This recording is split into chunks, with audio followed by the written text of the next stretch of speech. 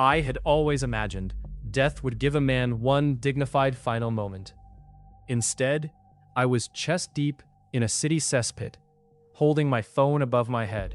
The screen showed the suit I had designed the previous night.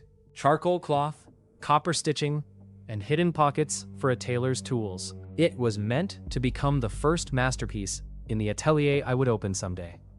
A wave of filth slapped the phone from my hand.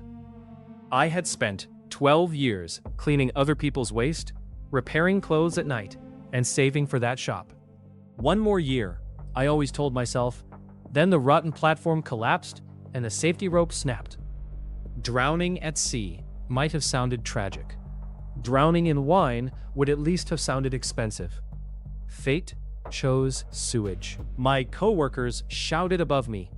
I reached for the wall, found nothing, and swallowed something I refused to describe. My last thought was sharper than fear. I never got my name above a shop. Then, something struck the side of my face.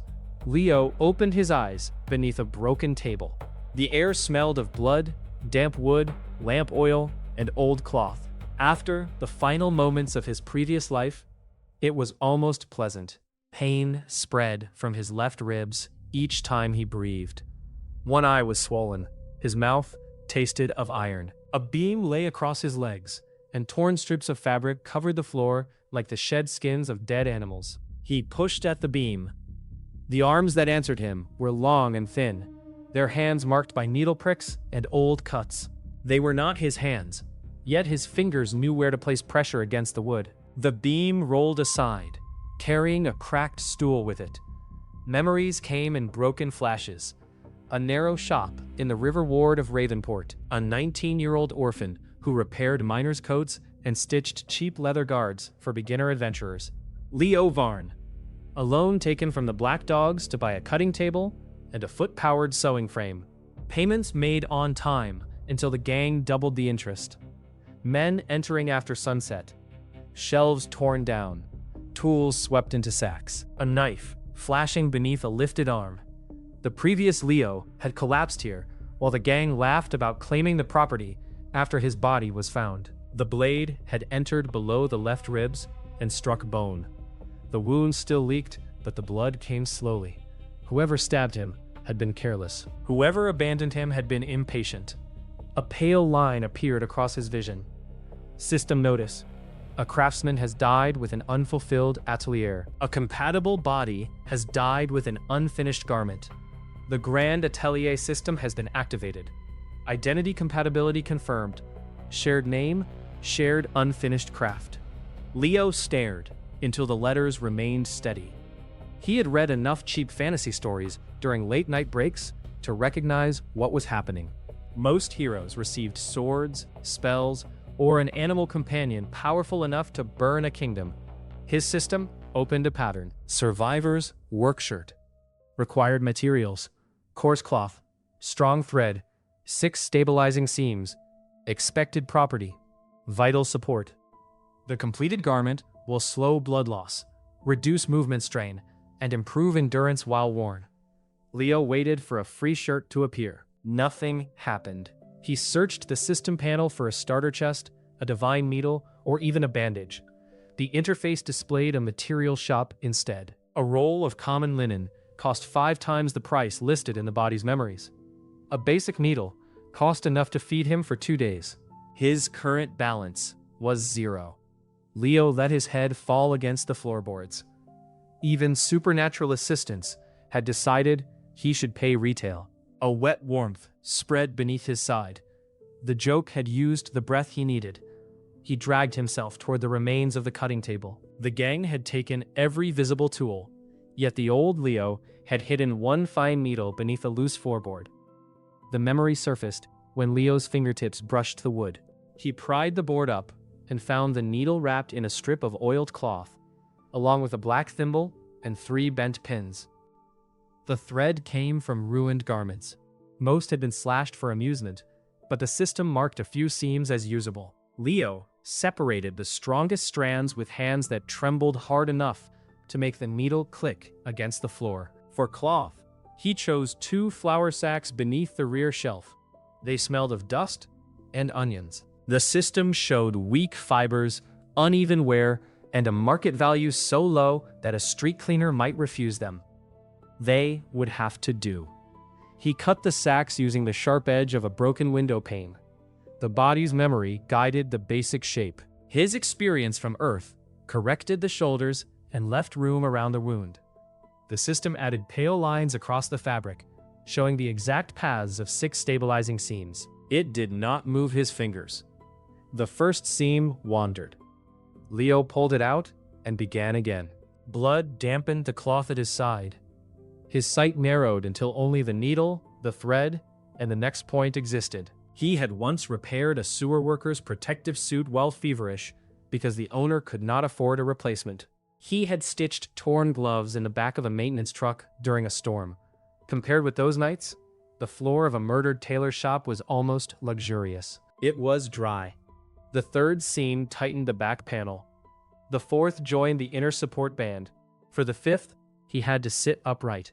His stomach clenched as the wound opened wider, and he pressed a wad of cloth against it until the room stopped turning. The final seam ran diagonally from the left shoulder toward the right side. The system demanded exact tension at every finger's width. Leo adjusted each stitch with the black thimble, forming a long V across the chest. When he tied the final knot, warmth moved through the shirt. The flour sack fabric remained ugly. Its color was a tired gray, and one faded mill stamp sat near the lower hem. Yet, the seams settled into clean lines, as though the garment had found the shape it was meant to hold. Item completed. Survivor's work shirt. Quality, adequate. Property activated. Vital support.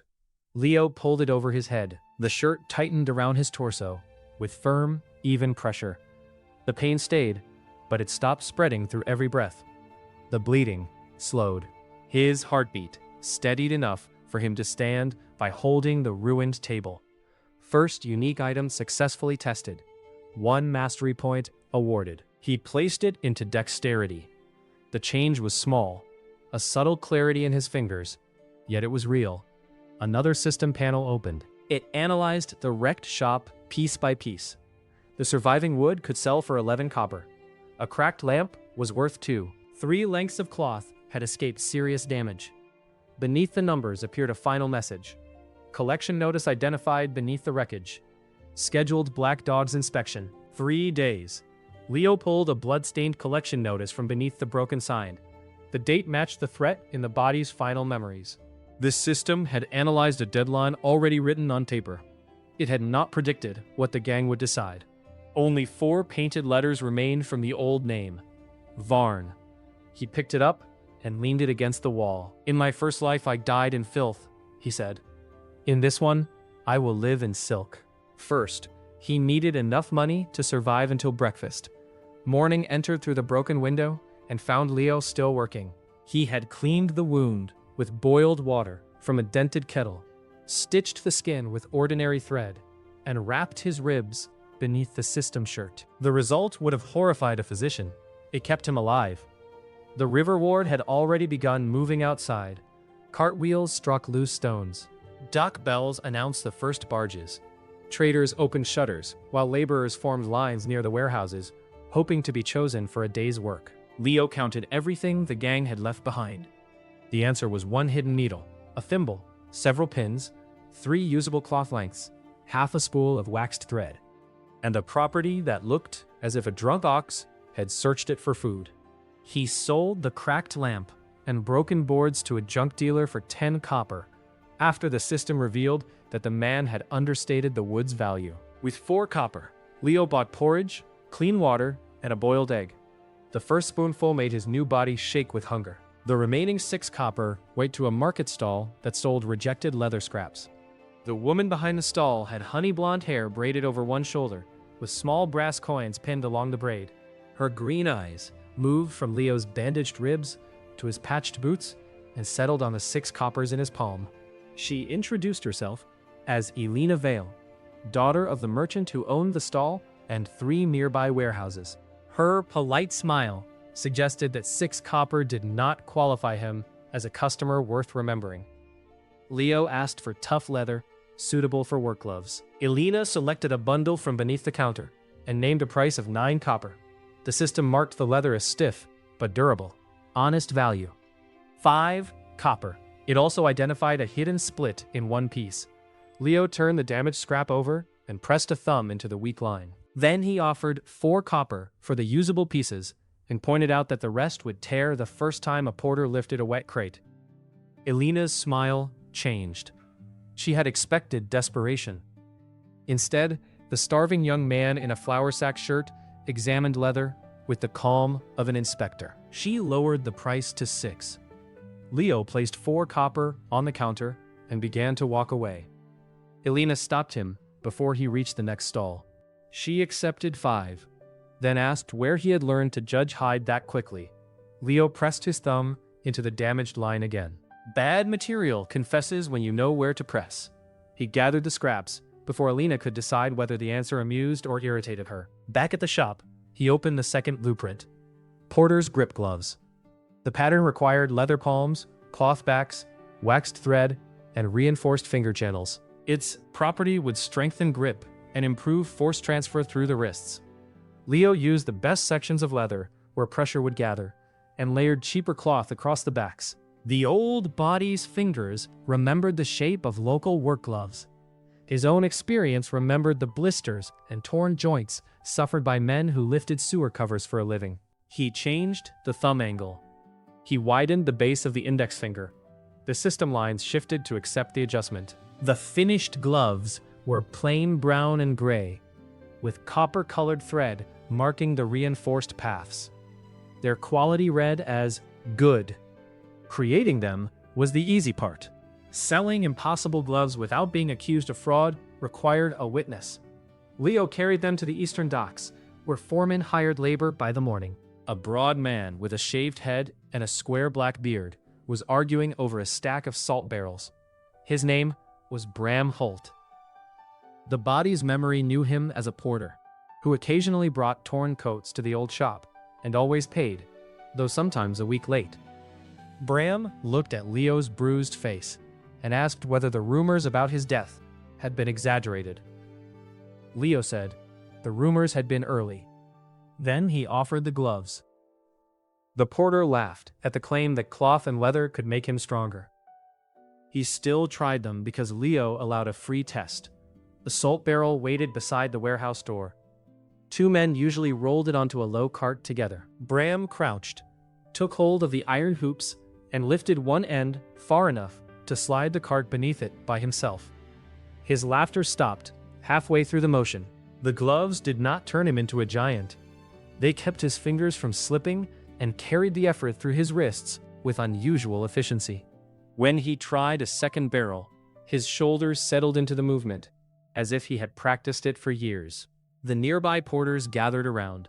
One pulled at a seam, another smelled the leather as if enchantment might have an odor. Bram removed the right glove, lifted again, and nearly lost the barrel when his grip failed at the familiar point. He put the glove back on. Leo named a price of 2 silver. That was several days of a porter's wages, but Bram understood tools. A pair of gloves that increased his safe workload would repay their cost before the month ended.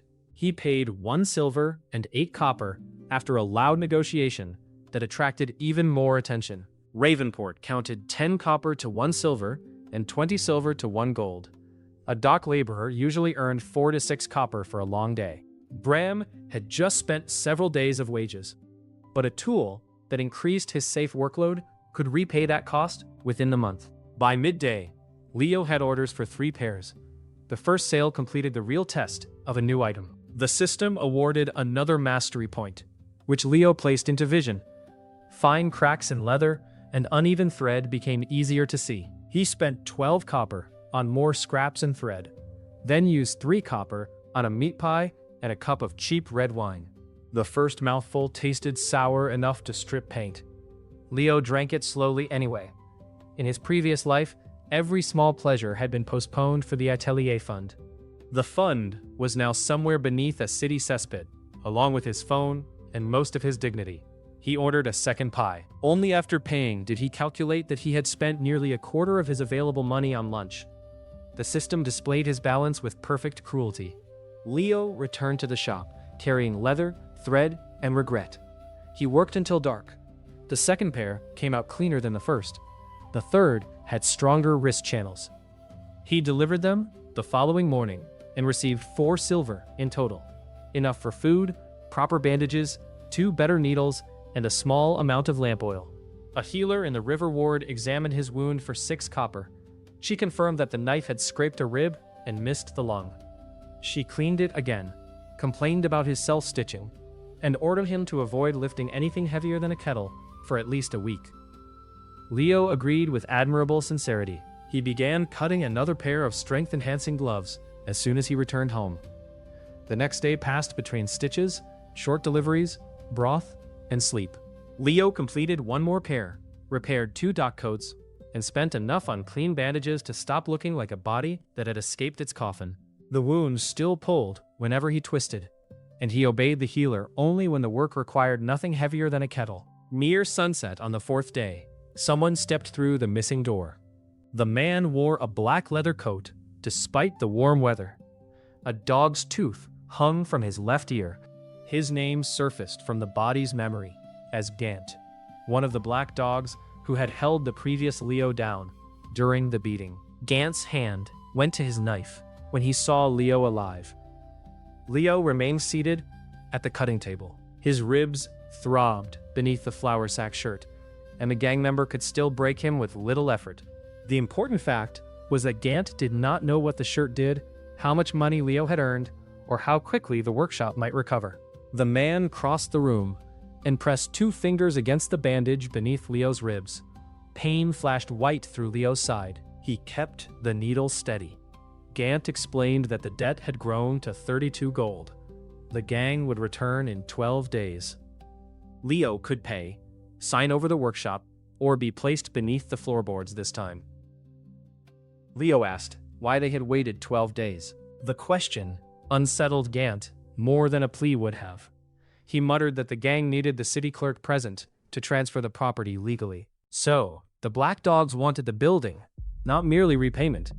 The workshop stood on a narrow street between the docks and the adventurers' quarter. The structure was poor. The land was valuable. Gant spotted the new gloves on the table and called them patched rags. He took 1 pair as interest, then shoved the cutting table into Leo's side before leaving. Leo sat motionless until the footsteps faded. The stolen gloves represented 1 silver in materials and several hours of work. More importantly, Gant would test them. The black dogs would learn that the dead tailor had returned with something worth stealing. Leo opened the system's blueprint list. A new pattern had appeared after the successful glove test: quilted impact vest. He had 12 days to turn a murdered tailor's scraps into enough protection to face men who carried knives. The front bell rang from the floor because the door was missing. A young woman stood in the entrance. Her dark blue hair had been cut at jaw length with 1 longer braid behind the right ear. Amber eyes examined the ruined room, the dried blood, and Leo's bandages. A curved short sword hung at her hip, and her olive green half-cloak carried claw marks near the hem. She lifted one of Bram's gloves between 2 fingers. Mira Wren had heard that a dead tailor was selling strength. She wanted boots that could make her faster before her next dungeon run. Mira did not believe in polite entrances. She kicked a broken chair upright, sat backward on it, and placed both boots on Leo's table. They were expensive adventurer's boots, repaired so many times that 3 different shades of leather crossed each ankle. The right sole had begun to separate. A deep cut near the left heel showed where a blade or claw had reached her. Mira explained that speed mattered more than appearance. She needed enough acceleration to cross a 6-pace gap before a mosshound completed its leap. A local armorer had offered to attach metal plates to the boots, which would have made them heavier and solved the wrong problem. Leo measured her feet and watched the way she stood. Her weight rested forward. The outer edges of both soles had worn first, revealing a habit of turning sharply to the left. The system confirmed that the boots were one hard landing away from failure. He told her that repairing them would waste money. He could build a new pair with reinforced ankles and a flexible sole. But the pattern required spring hide from a tunnel hare or the rear leg leather of a moss hound. The market had neither. A recent collapse in Moss Hollow had delayed hunting parties, and the few usable hides were reserved for the guild. Mira offered him 8 silver as a deposit and suggested that he join her group in the shallow levels of the dungeon. If they killed a moss hound, he could take the hind hide as part of his payment. Leo had been in the new world for 4 days. His wound still pulled when he bent. He had never held a sword in a real fight. Mira stared at him for a moment, perhaps expecting more hesitation. Then she asked whether his flour sack shirt was also a new fashion. Leo told her it was survival wear and that she lacked the status to order one. Her grin came quickly. She liked answers that pushed back. The expedition would leave in 3 days. Mira instructed him to bring a padded vest, a knife, water, and enough sense to run when told. She also warned him that the other members of her group had agreed to take a tailor only because she was paying part of his entry fee. After she left, Leo spent the deposit with painful speed. He bought layered cotton, a piece of boiled leather, 2 buckles, a used cobbler's knife, and a spool of stronger thread from Alina Vale. She watched him compare every roll in the stall and stopped trying to hide flaws after he found a patch of damp rot beneath the 3rd bundle. Alina wanted to know why a wounded tailor needed boiled leather. Leo explained that he had accepted a dungeon commission. She looked at the bandage beneath his shirt, then at the knife. Her expression tightened in a way that made him suspect she was calculating the cost of a funeral. Alina's father supplied several adventuring companies. She knew Moss Hollow's market and told Leo that mosshound hide had doubled in price because the collapsed passage had disturbed the packs. A clean rear hide could sell for 4 gold. That was more than the entire commission. Mira had offered him a valuable share, perhaps because she expected the chance of finding a suitable animal to be low. Leo decided he would make sure the chance improved. The quilted impact vest took 2 days. He layered cotton along the ribs, placed narrow leather strips where claws were likely to strike, and used diagonal stitching to spread force toward the stronger parts of the torso. The vest's visible seams repeated the V-shape from the survival shirt. Its property reduced blunt impact and helped stabilize the wound. Quality? Good. The system awarded a mastery point after Leo tested it by allowing Bram to strike him with a padded loading hook. Bram refused twice. On the 3rd request, he swung too gently, so Leo insulted the porter's beard until the 2nd strike knocked him backward into a stack of rope. The vest spread the impact across his chest. His healing rib hurt, but it stayed intact. Leo placed the new point into endurance. He used leftover leather to create a pair of reinforced step boots. They lacked a speed property because the material was ordinary, yet they improved balance and protected the ankles. Completing a new category did not earn a point until the item survived a real test. Mira returned at dawn on the 7th day with 2 companions. Thomas Reed was a lean spearman with sandy hair and a patient face. He examined Leo's vest and asked practical questions about how much a claw strike would still hurt. The 2nd companion, Jessa Moore, carried a round shield and wore her black hair in several tight braids. She regarded Leo as extra weight and said so through Mira rather than directly to him. Their route took them east through Ravenport's Stone Gate, past farms built beneath the city wall, and into low hills where old quarry roads cut through the grass. Moss Hollow opened beneath a limestone ridge. Timber supports framed the entrance, and the Adventurers Guild maintained a toll station beside it. The dungeon was a living network of stone passages, where dense magic altered animals, plants, and minerals. Dangerous things ate whoever tried to collect them.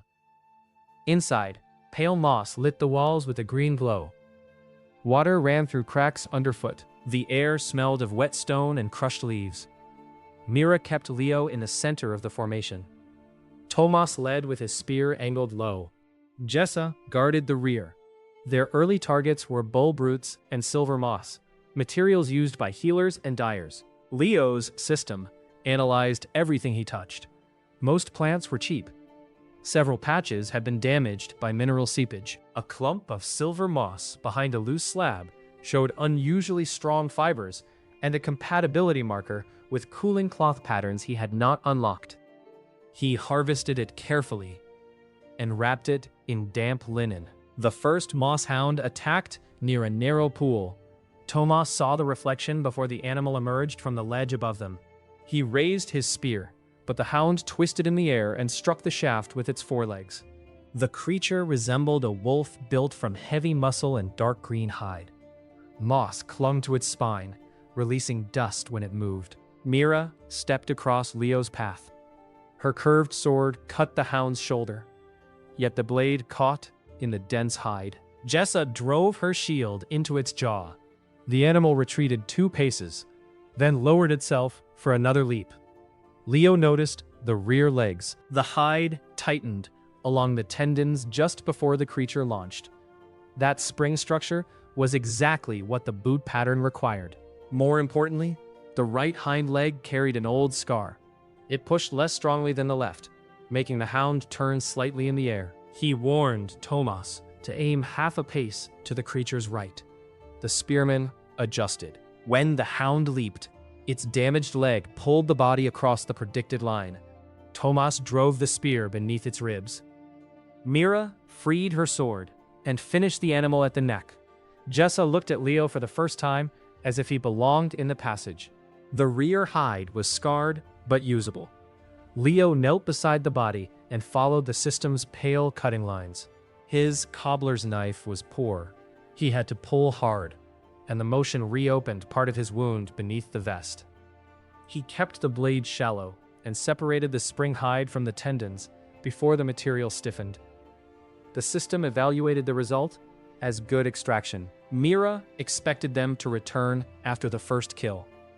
Leo calculated that the hide would make 1 pair of boots, leaving nothing for his own equipment or future sale. He asked for another hour in the shallow level. Jessa objected. Moss hounds traveled in packs, and the blood would draw them. Leo pointed toward the water running down the passage. The current carried the scent away from the deeper tunnels.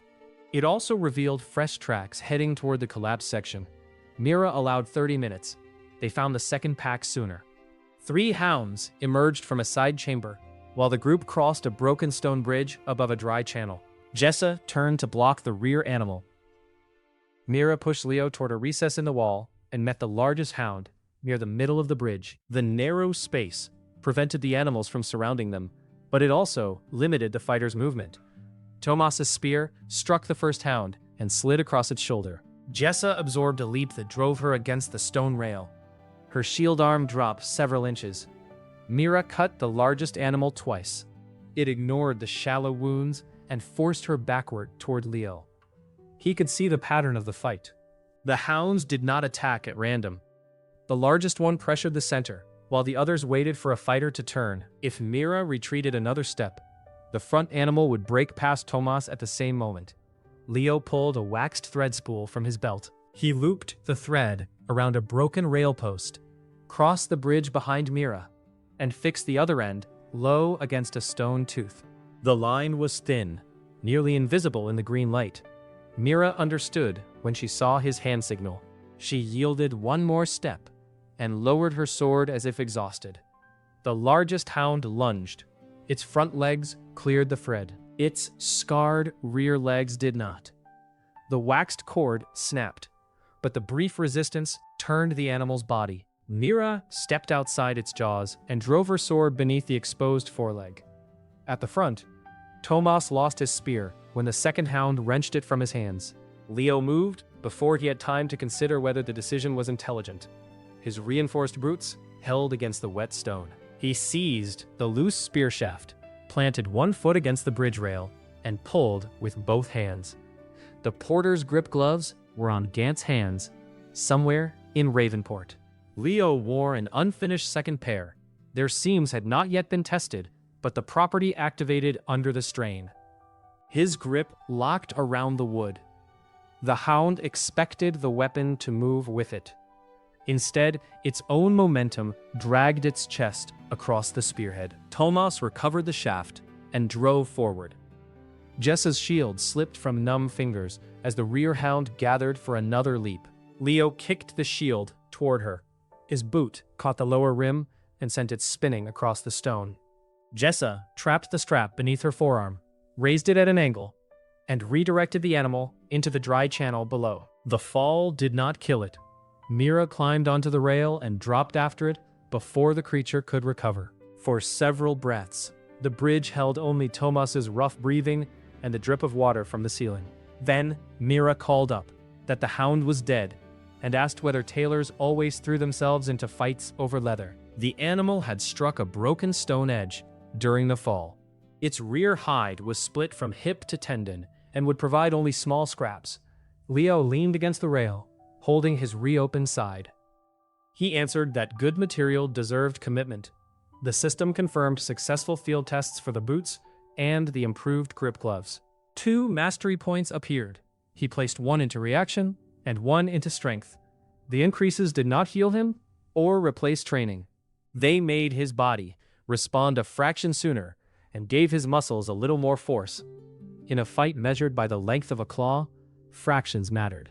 The group left Moss Hollow with 3 hides, silver moss, several healer roots, and a new respect for the tailor, who had entered as baggage. At the dungeon gate, Mira gave Leo the best rear hide and half of a second one.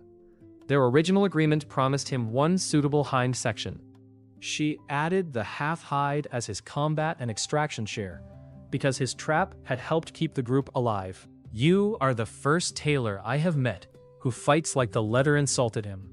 Tomas paid him 2 silver to reinforce the grip of his spear gloves.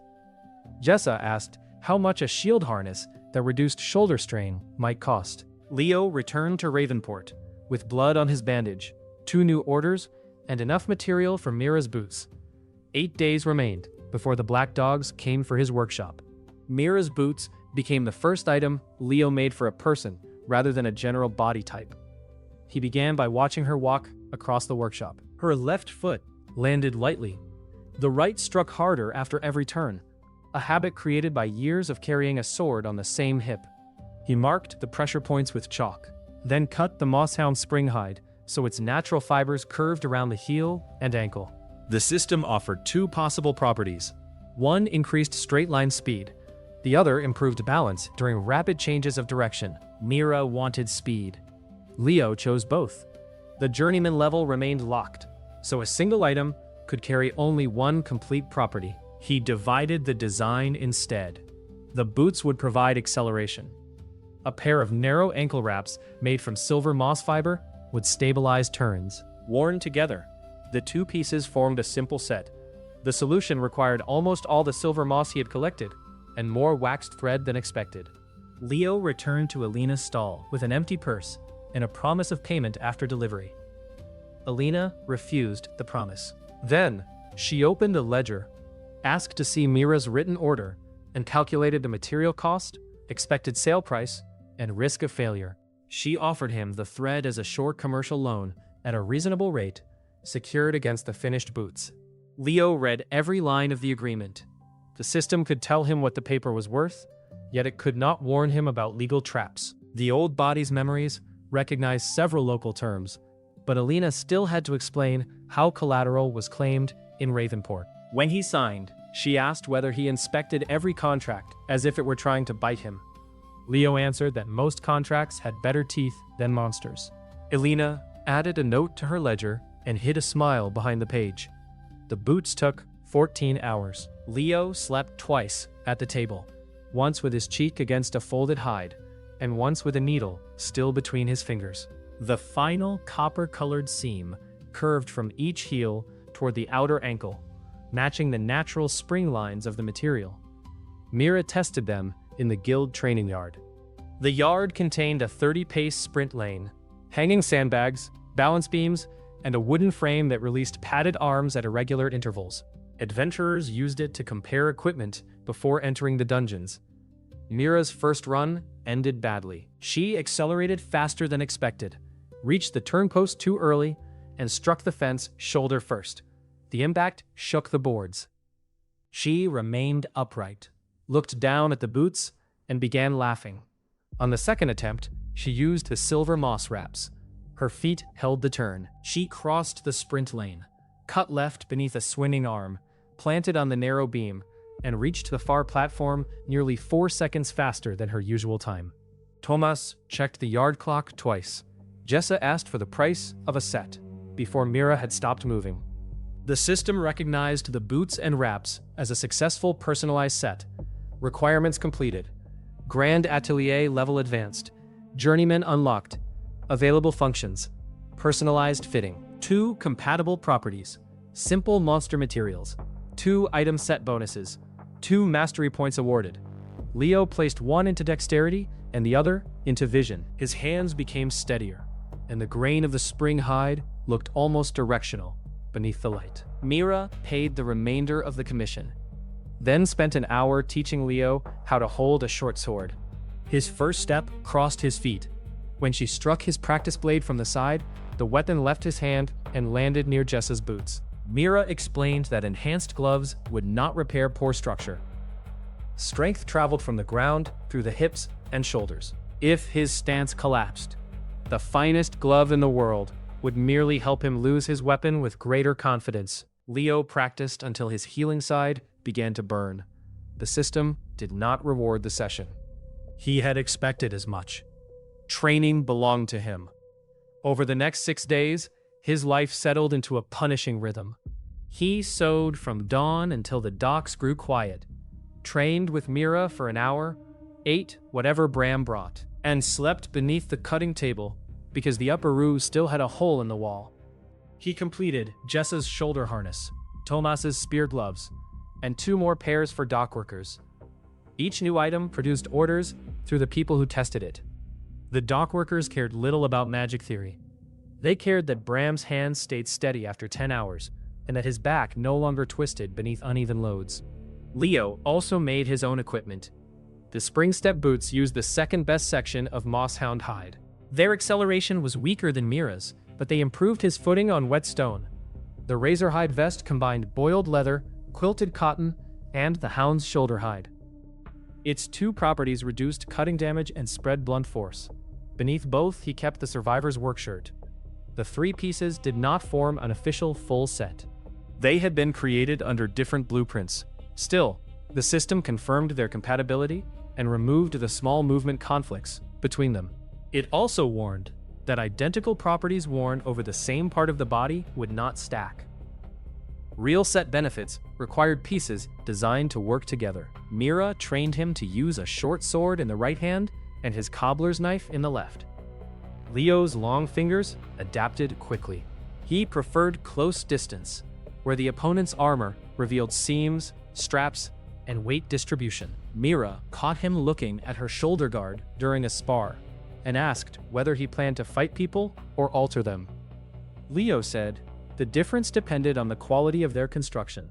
She hit him in the ribs for that answer. The impact vest saved him from falling, though he spent the next hour sewing with a cold cloth against his side. On the final day, Leo repaired the front of the shop. He could not afford a new door, so Bram fitted the old one back into its frame. Elena arranged a delivery of cheap dark cloth on credit after reviewing his orders. Leo used it to cover the broken walls and hide the preparations beneath. Fine waxed cords ran behind the fabric. A shelf had been loosened, so one pull would drop its contents into the center aisle. Lamp oil waited in shallow clay dishes near the rear, placed to make the floor slick, rather than start a fire. A roll of heavy canvas hung above the cutting table. Leo preferred a fair fight in theory.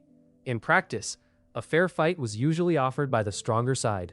The black dogs arrived before noon. Their leader, Dren Voss, wore a sleeveless black coat over arms covered in greyhound tattoos. His head was shaved, except for a narrow strip of dark hair. A necklace of animal teeth rested against his chest. Dant walked behind him, wearing Leo's stolen porter's grip gloves. 6 gang members filled the street. With them came Hob Pell, a city clerk whose mustard-colored gloves were cleaner than the rest of him. He carried a property transfer and an expression of bored importance. Neighbors gathered behind shutters. Bram stood beside a stack of rope at the far end of the street. Mira leaned against a wall across from the shop, her new boots visible beneath her cloak. Dren entered alone with Gant and the clerk. He placed a debt paper on the cutting table. The original loan had been 14 gold. The gang claimed interest, missed payment fees, enforcement costs, and compensation for the emotional distress caused by Leo surviving. Leo read the total of 32 gold and complimented their imagination. Habpel advised him to sign over the shop. The clerk explained that the city recognized private debt contracts, and resistance would only increase the cost. Leo placed the old payment receipts beside the document. The previous Leo had hidden them inside the signboard, a memory that returned while he repaired it. 11 gold had already been paid. The contract allowed a modest monthly interest.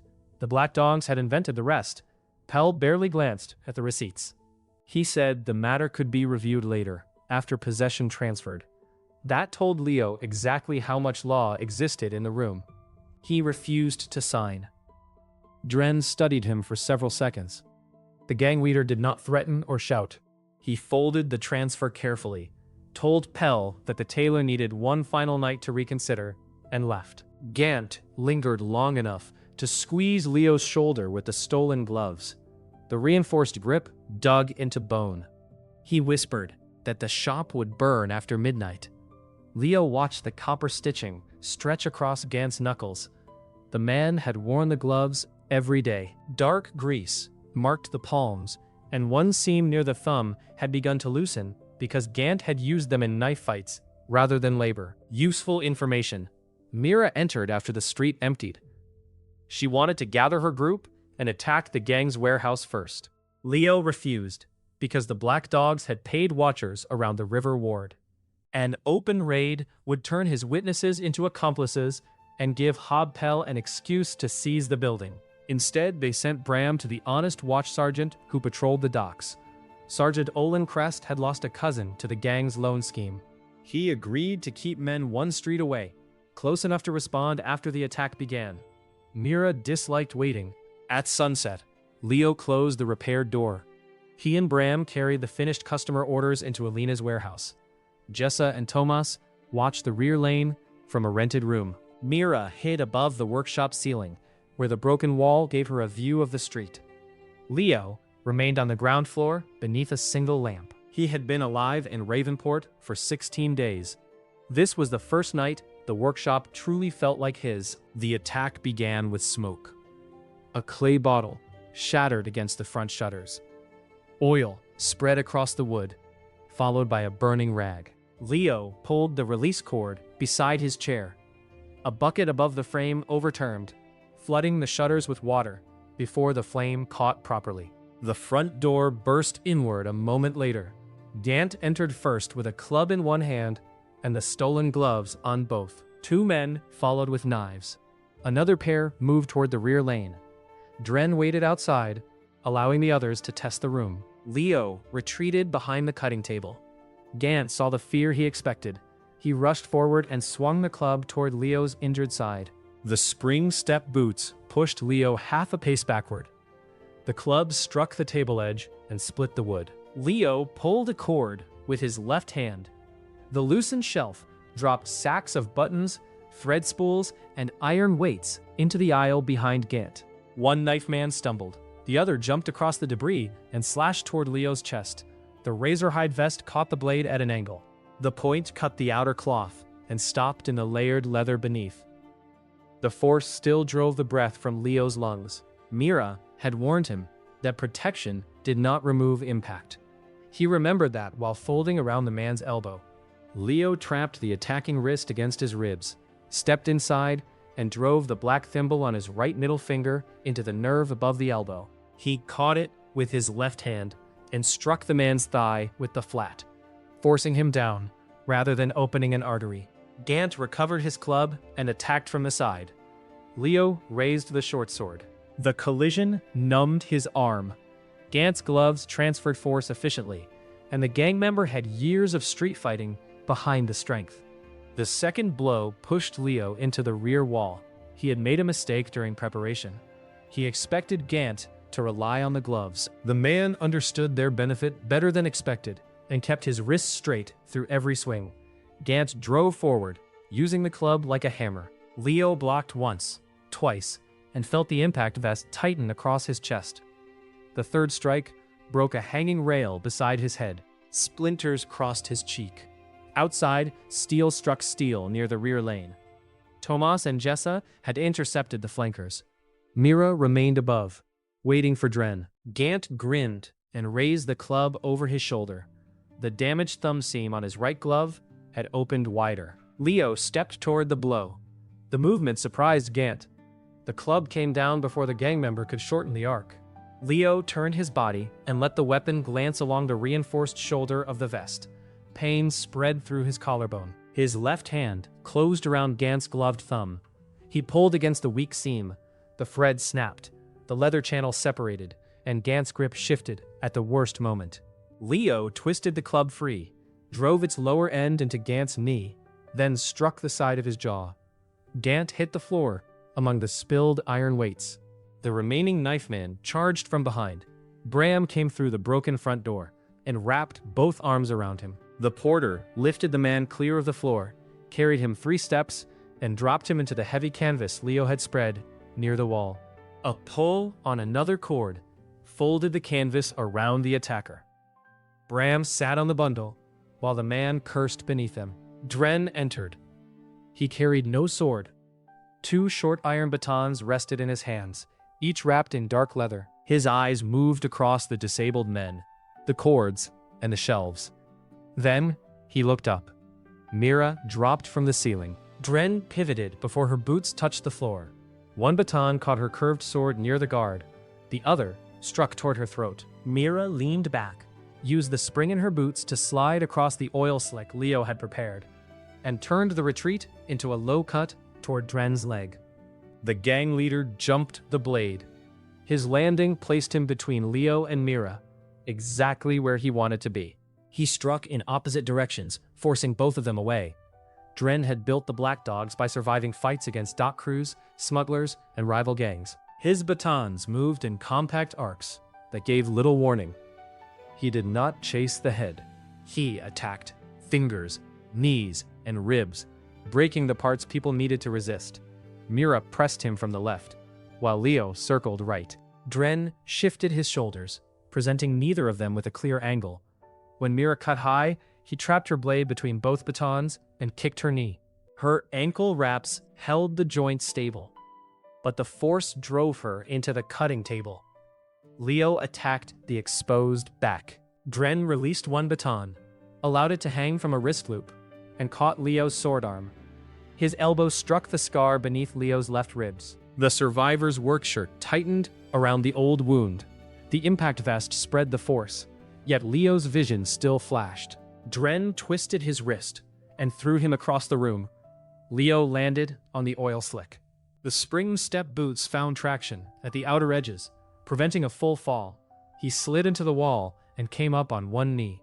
Dren looked at the torn vest and finally understood that the tailor's clothing carried real power. Greed replaced the calm in his face. He told Leo that the shop was no longer enough. The Black Dogs would take the patterns too. Leo wiped blood from his mouth and said the patterns would be wasted on a man dressed that badly. Dren attacked him alone. The first baton struck Leo's sword aside. The second drove toward his chest. Leo crossed both forearms and absorbed the blow on the reinforced gloves and vest. His boots slid backward over the oil. Dren followed, maintaining pressure, his attacks changing levels faster than Leo could answer. Leo blocked a strike near his temple and missed the next near his hip. The baton landed. His right leg buckled. Mira returned from the side, but Dren ticked the cutting table into her path. The delay gave Dren time to seize Leo by the collar and pull him close. The gang leader expected panic. Leo had wanted this distance. "I will take the shop and every pattern inside your head," Dren said. Leo glanced at the man's loose black coat. The patterns would be wasted on someone dressed that badly. Dren's sleeveless coat was held by 3 leather straps across the chest. The lowest strap had a cheap brass buckle, The system had analyzed it the moment he entered. Leo's cobbler's knife cut the strap. The coat shifted across Dren's shoulders. It was a small change, yet the hanging baton loop snagged beneath the loose leather when he tried to raise his right arm. Leo caught that wrist with both enhanced gloves, turned beneath it, and pulled. Mira struck Dren's left baton away. Leo drove his shoulder under the gang leader's elbow and used the grip gloves to hold through the resistance. Dren was stronger. Leo's stance, boots, and leverage forced the arm across a weak line. The joint gave with a dry crack. Dren did not fall. He headbutted Leo, tore the trapped arm free, and reached for a knife hidden at his lower back with the left hand. Mira kicked the knife from his fingers. Leo stepped in before Dren could reset. His right glove closed around the gang leader's coat. His left fist struck beneath the ribs, where no muscle could fully protect the breath. Dren folded slightly. Leo hit him again at the jaw with the reinforced heel of the glove. The third blow sent Dren across the cutting table. He tried to rise using his uninjured arm. Leo caught the tooth necklace, pulled his head against the wood, and placed the cobbler's knife beside his throat. Dren's remaining men stopped fighting when Sergeant Olin Crest entered with 6 watchmen. The sergeant saw burning oil outside, armed gang members inside, and 3 witnesses from neighboring shops. Hob Pell could not turn this into a property dispute anymore. Dren still attempted to bargain. He claimed that the debt records were stored safely and that several city officials would object to his arrest. Leo asked which officials. Dren closed his mouth. Gant answered from the floor. His loyalty had weakened with his jaw. He told Sergeant Crest where the gang kept its loan ledgers and which key opened the cabinet. Dren's coat contained that key. The watch searched the Black Dog's warehouse before dawn. They found forged contracts, stolen tools, bribe records, and property deeds prepared for 12 debtors who were still making payments. Leo recovered his sewing frame, cutting shears, several rolls of cloth, and a wooden case of needles. The gang had sold some tools, damaged others, and used his work table as a gambling bench. He carried each surviving item back himself. Hob Pell disappeared before the watch reached his home. Alina later learned that he had taken a riverboat north with 2 bags of silver and 1 mustard glove. The city clerk's flight made the ledgers more believable. The Black Dogs lost their protection. Their false debts were suspended, then voided after a brief review by the ward magistrate. Leo did not receive a fortune from the gang's warehouse. Most of the stolen money belonged to other victims. He accepted the return of his tools, 11 gold from recovered payments, and legal ownership of the workshop. That was enough. He stood beneath the repaired sign the following evening. Bram had cleaned the remaining letters. Mira sat on the doorstep, with one boot resting against the frame. Elena arrived carrying a bottle of wine that cost more than Leo's first week of food. Leo poured 4 cups. The wine tasted of dark fruit and oak. He understood at once why rich people became unreasonable about it. Mira raised her cup toward his torn vest and observed that his clothes were becoming expensive ways to get hit. Leo told her that the next version would make the person hitting him regret the purchase. Alina opened her ledger and asked whether he intended to celebrate all night or begin making money again before his customers went elsewhere. Leo looked through the doorway at his recovered sewing frame, his tools, and the first real stock of material he had owned in either life. He had won a shop. Now he needed to turn it into an atelier. Ravenport noticed the new shop because Leo made sure it could not be ignored. He spent 7 of the recovered gold pieces on repairs. Bram recruited dock workers to replace the floor and strengthen the front wall. Elena found a carpenter who accepted half payment in coin and half in reinforced work gloves. Mira climbed the outer frame to hang the new sign because she refused to trust a tailor on a ladder. The sign read, Varn Atelier, in clean ivory letters across black wood. A copper V ran beneath the name, matching the diagonal seam on Leo's clothing. He divided the front room into 2 sections. The left side held practical work clothes, gloves that reduced hand fatigue, back supports for porters, warm liners for night watchmen, The materials were sturdy and affordable, with modest properties that improved a day's labor rather than transforming anyone into a hero. The right side held fitted equipment for adventurers: boots, padded vests, shield harnesses, weapon gloves, and narrow display cards explaining what each piece could do. Prices included materials, labor, repair terms, and the fee for personalized fitting. Elena approved the separation. She became his supplier, and after 3 arguments about margins, his business manager, under a contract that gave her a percentage of profits from large commissions. She kept her own position in the Vale warehouses. Varn Atelier was the more interesting investment. Mira called the arrangement a marriage conducted by ledger. Elena replied that a marriage offered less reliable penalties for late payment. The shop made 8 gold during its first month and spent nearly 6. Leo paid wages to Bram for deliveries, purchased fabric in bulk, replaced worn needles, hired a part-time cleaner, and lost an entire roll of cotton when rain entered through the repaired upper wall. Success arrived as revenue. Wealth remained somewhere beyond the next invoice. He preferred that reality to miraculous riches. Every improvement had weight because he knew what it cost. His reputation grew through field results. Jessa's shoulder harness allowed her to hold a shield through a 3-hour escort battle. Tomas's spear gloves reduced the hand numbness that had troubled him since an old injury. Night watchmen wearing Leo's warm liners stopped abandoning the east wall during cold rain. Each first successful test unlocked a variation or awarded a mastery point. Leo invested mainly in dexterity, vision, and endurance. He continued training with Mira 4 evenings each week. She taught him footwork, distance, and the unpleasant lesson that an enemy would rarely present armor straps at a convenient angle. By the end of the 2nd month, he could defend himself against an ordinary street fighter, even in plain clothing. In his reinforced set, he could spar with Tomas for several minutes before being disarmed. The Craftsman's Guild sent an inspector. On the first morning, Leo displayed a 2-property vest. The inspector measured seam width, checked fire safety, reviewed Leo's business license, and spent an unusual amount of time looking for banned enchantment marks. He found none, because the system created effects through material compatibility and exact construction. The completed stitches carried a faint warmth, yet no rune could be copied from them. 3 days later, Master Orlan Bale visited personally. Orlan owned Bale Protective Works, the largest maker of light armor in Ravenport. His violet-black hair was combed straight back, and a gold-rimmed lens covered his left eye.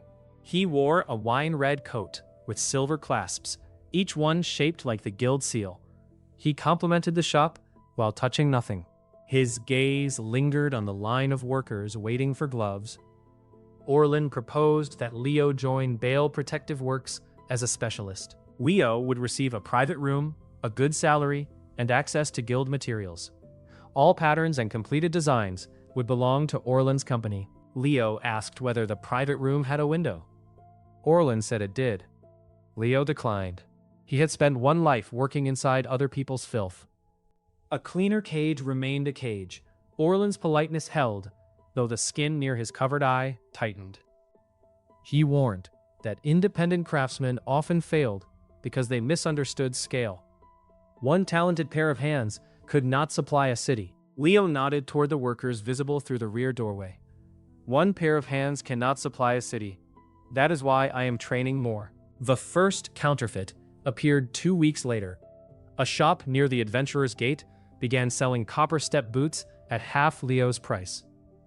They copied the dark leather, the angled heel seam, and the copper V stamped on the ankle. The seller claimed they came from a cheaper Varn production line. Alina purchased a pair through a porter. The system identified ordinary leather, dyed thread, and a heel structure likely to split under lateral pressure. No property existed. Leo wanted to confront the seller immediately. Elena stopped him. A public accusation would become one craftsman's word against another. They needed proof connected to harm or deliberate fraud. The proof arrived sooner than either wanted. A beginner adventurer named Pel Ash fell during a tunnel hare hunt when the counterfeit heel separated. The animal's kick broke his lower leg. His team carried him through the river ward on a door, and someone recognized the copper V on his boots. By sunset, people had gathered outside Varn atelier demanding answers. Leo examined the damaged boot in front of them. The copied seam ended beneath the sole instead of wrapping around the ankle. The leather had been stiffened with cheap resin. A false label inside used his name. Pell's older sister accused Leo of selling dangerous equipment to beginners who trusted his reputation. Her anger came from fear rather than malice. Leo let her finish, then paid for a healer before defending himself. The following morning, he carried the counterfeit boots to the guild square and requested a public equipment test. Orlin Bale attended with 3 guild officers. He expressed concern for the injured adventurer and suggested that rapid growth might have caused standards at Varn Atelier to slip. Leo placed an authentic pair beside the counterfeit set. Both looked similar from 10 paces away. The guild's test frame used a weighted leg to strike, turn, and land repeatedly. The counterfeit boot survived 9 straight impacts. On the first sharp turn, the resin cracked. At 14 cycles, the heel separated completely. Leo's boot completed 100 cycles. The outer leather creased. The reinforced ankle remained aligned. Then, Leo cut both boots open. The crowd saw his spring channels, layered heel, and continuous copper seam. The counterfeit contained folded cloth and glue. The visible V ended at the surface because whoever made it understood branding rather than construction. Leo explained each difference in plain language. He did not reveal the system or claim magic. He showed where pressure moved, why the cheap resin became brittle, and how the false seam placed the wear directly beneath the ankle. A guild officer found a tiny maker stamp pressed into the inner heel wedge. The mark had been sealed beneath resin and the outer sole, where the subcontractor had expected no customer to see it.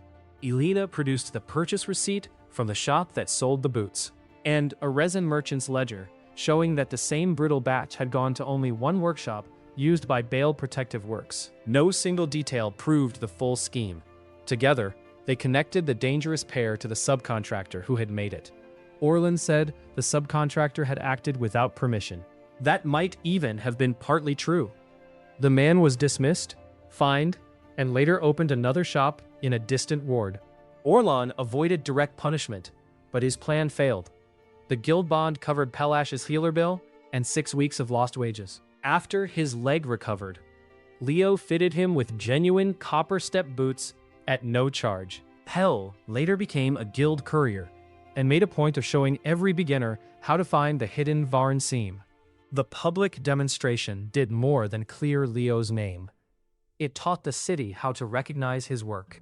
From that day, every genuine Varn item carried a narrow copper thread buried inside the final seam, and Leo's hand-stitched V beneath the left fastening. The mark took less than a minute to add and proved difficult to remove without damaging the property.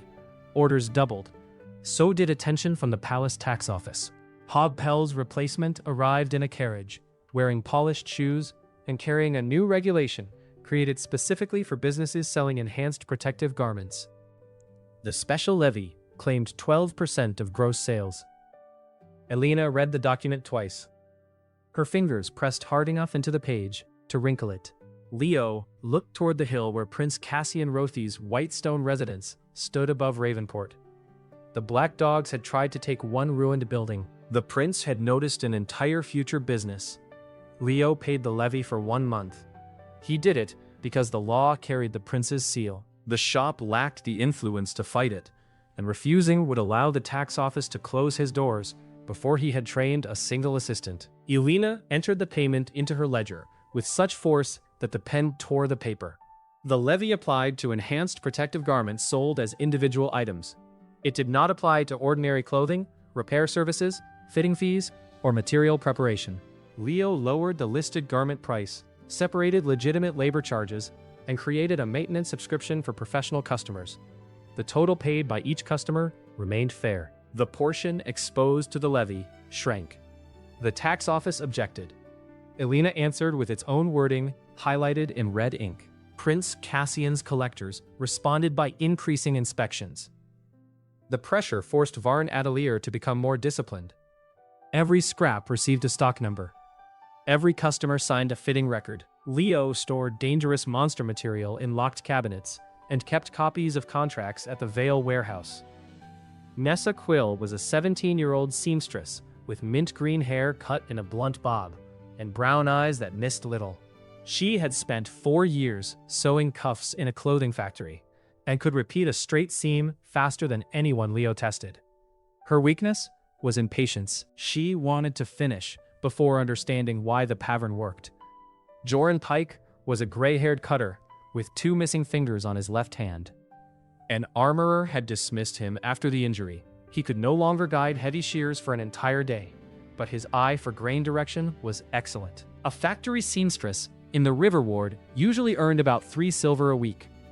Leo paid Nessa 4 and Joran 5 because his cutting work required greater experience. He also charged them for material wasted through proven carelessness, never for an honest failed attempt. Nessa complained about the second rule until she received her first full pay on the promised day. After that, she complained while measuring more carefully.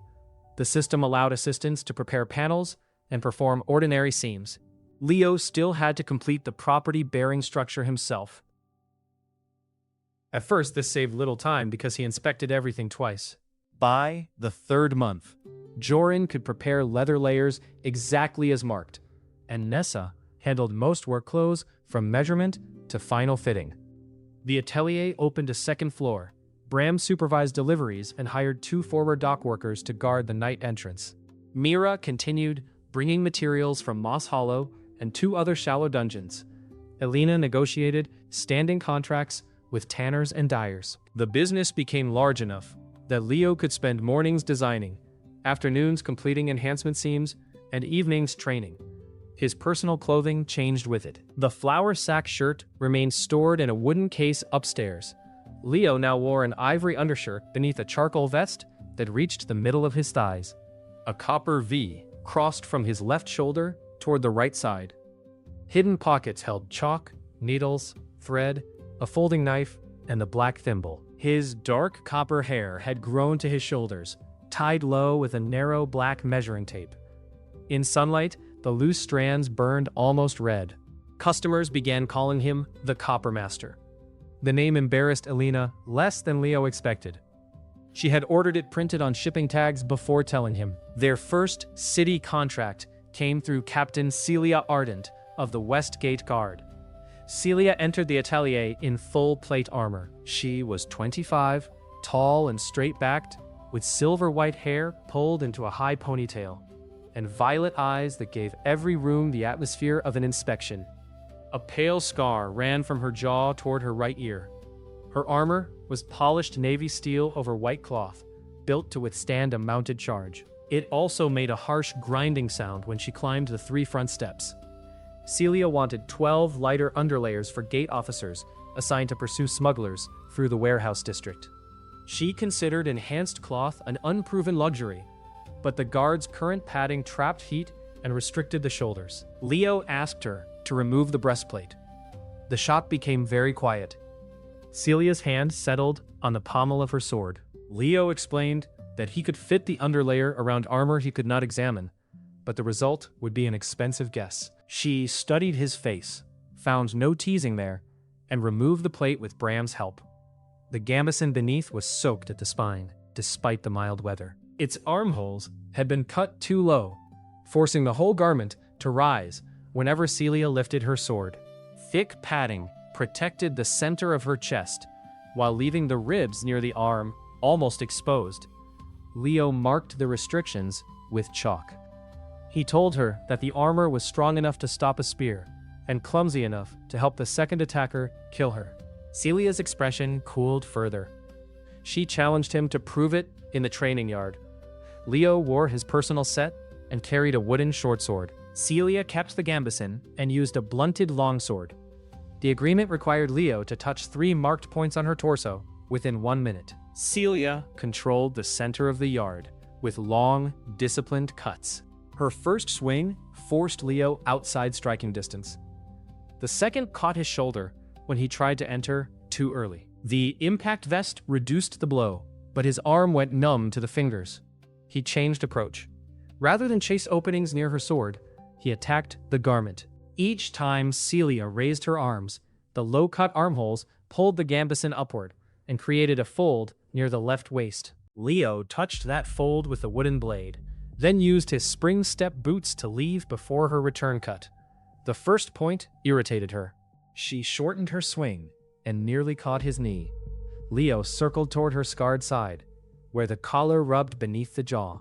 Celia turned her whole upper body to track him because the padding restricted her neck. He reversed direction, stepped inside the sword's useful arc, and struck the exposed line beneath her right arm. The second point changed her expression. Celia abandoned the broad guard stance and moved forward aggressively. Her long sword became a lever, its crossguard catching Leo's blade. She twisted, disarmed him, and drove a shoulder into his chest. Leo hit the ground. Celia placed the wooden sword against his throat with 8 seconds remaining. He had lost the weapon. His left hand still held a length of chalk thread pulled from a hidden pocket.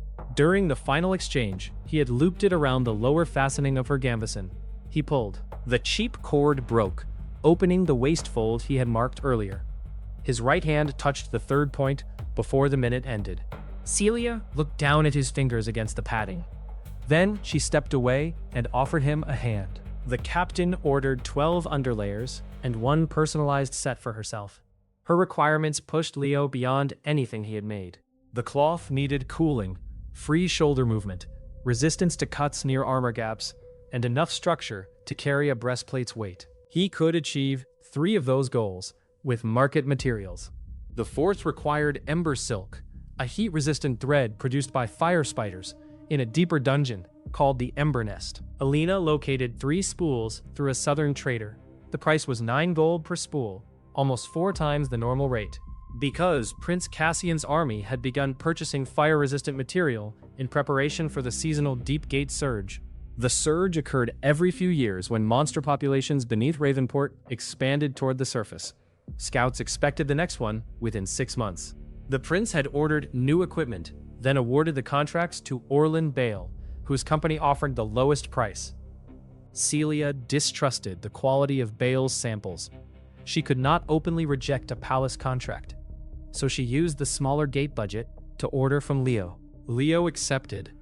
The commission would bring prestige, a stable relationship with the guard, and enough profit to purchase better cutting equipment. City contracts paid half of the estimated material cost in advance, but the advance went directly into cloth, leather, and the first shipment of fire silk. Even with that payment, the commission required nearly every gold coin the atelier had available.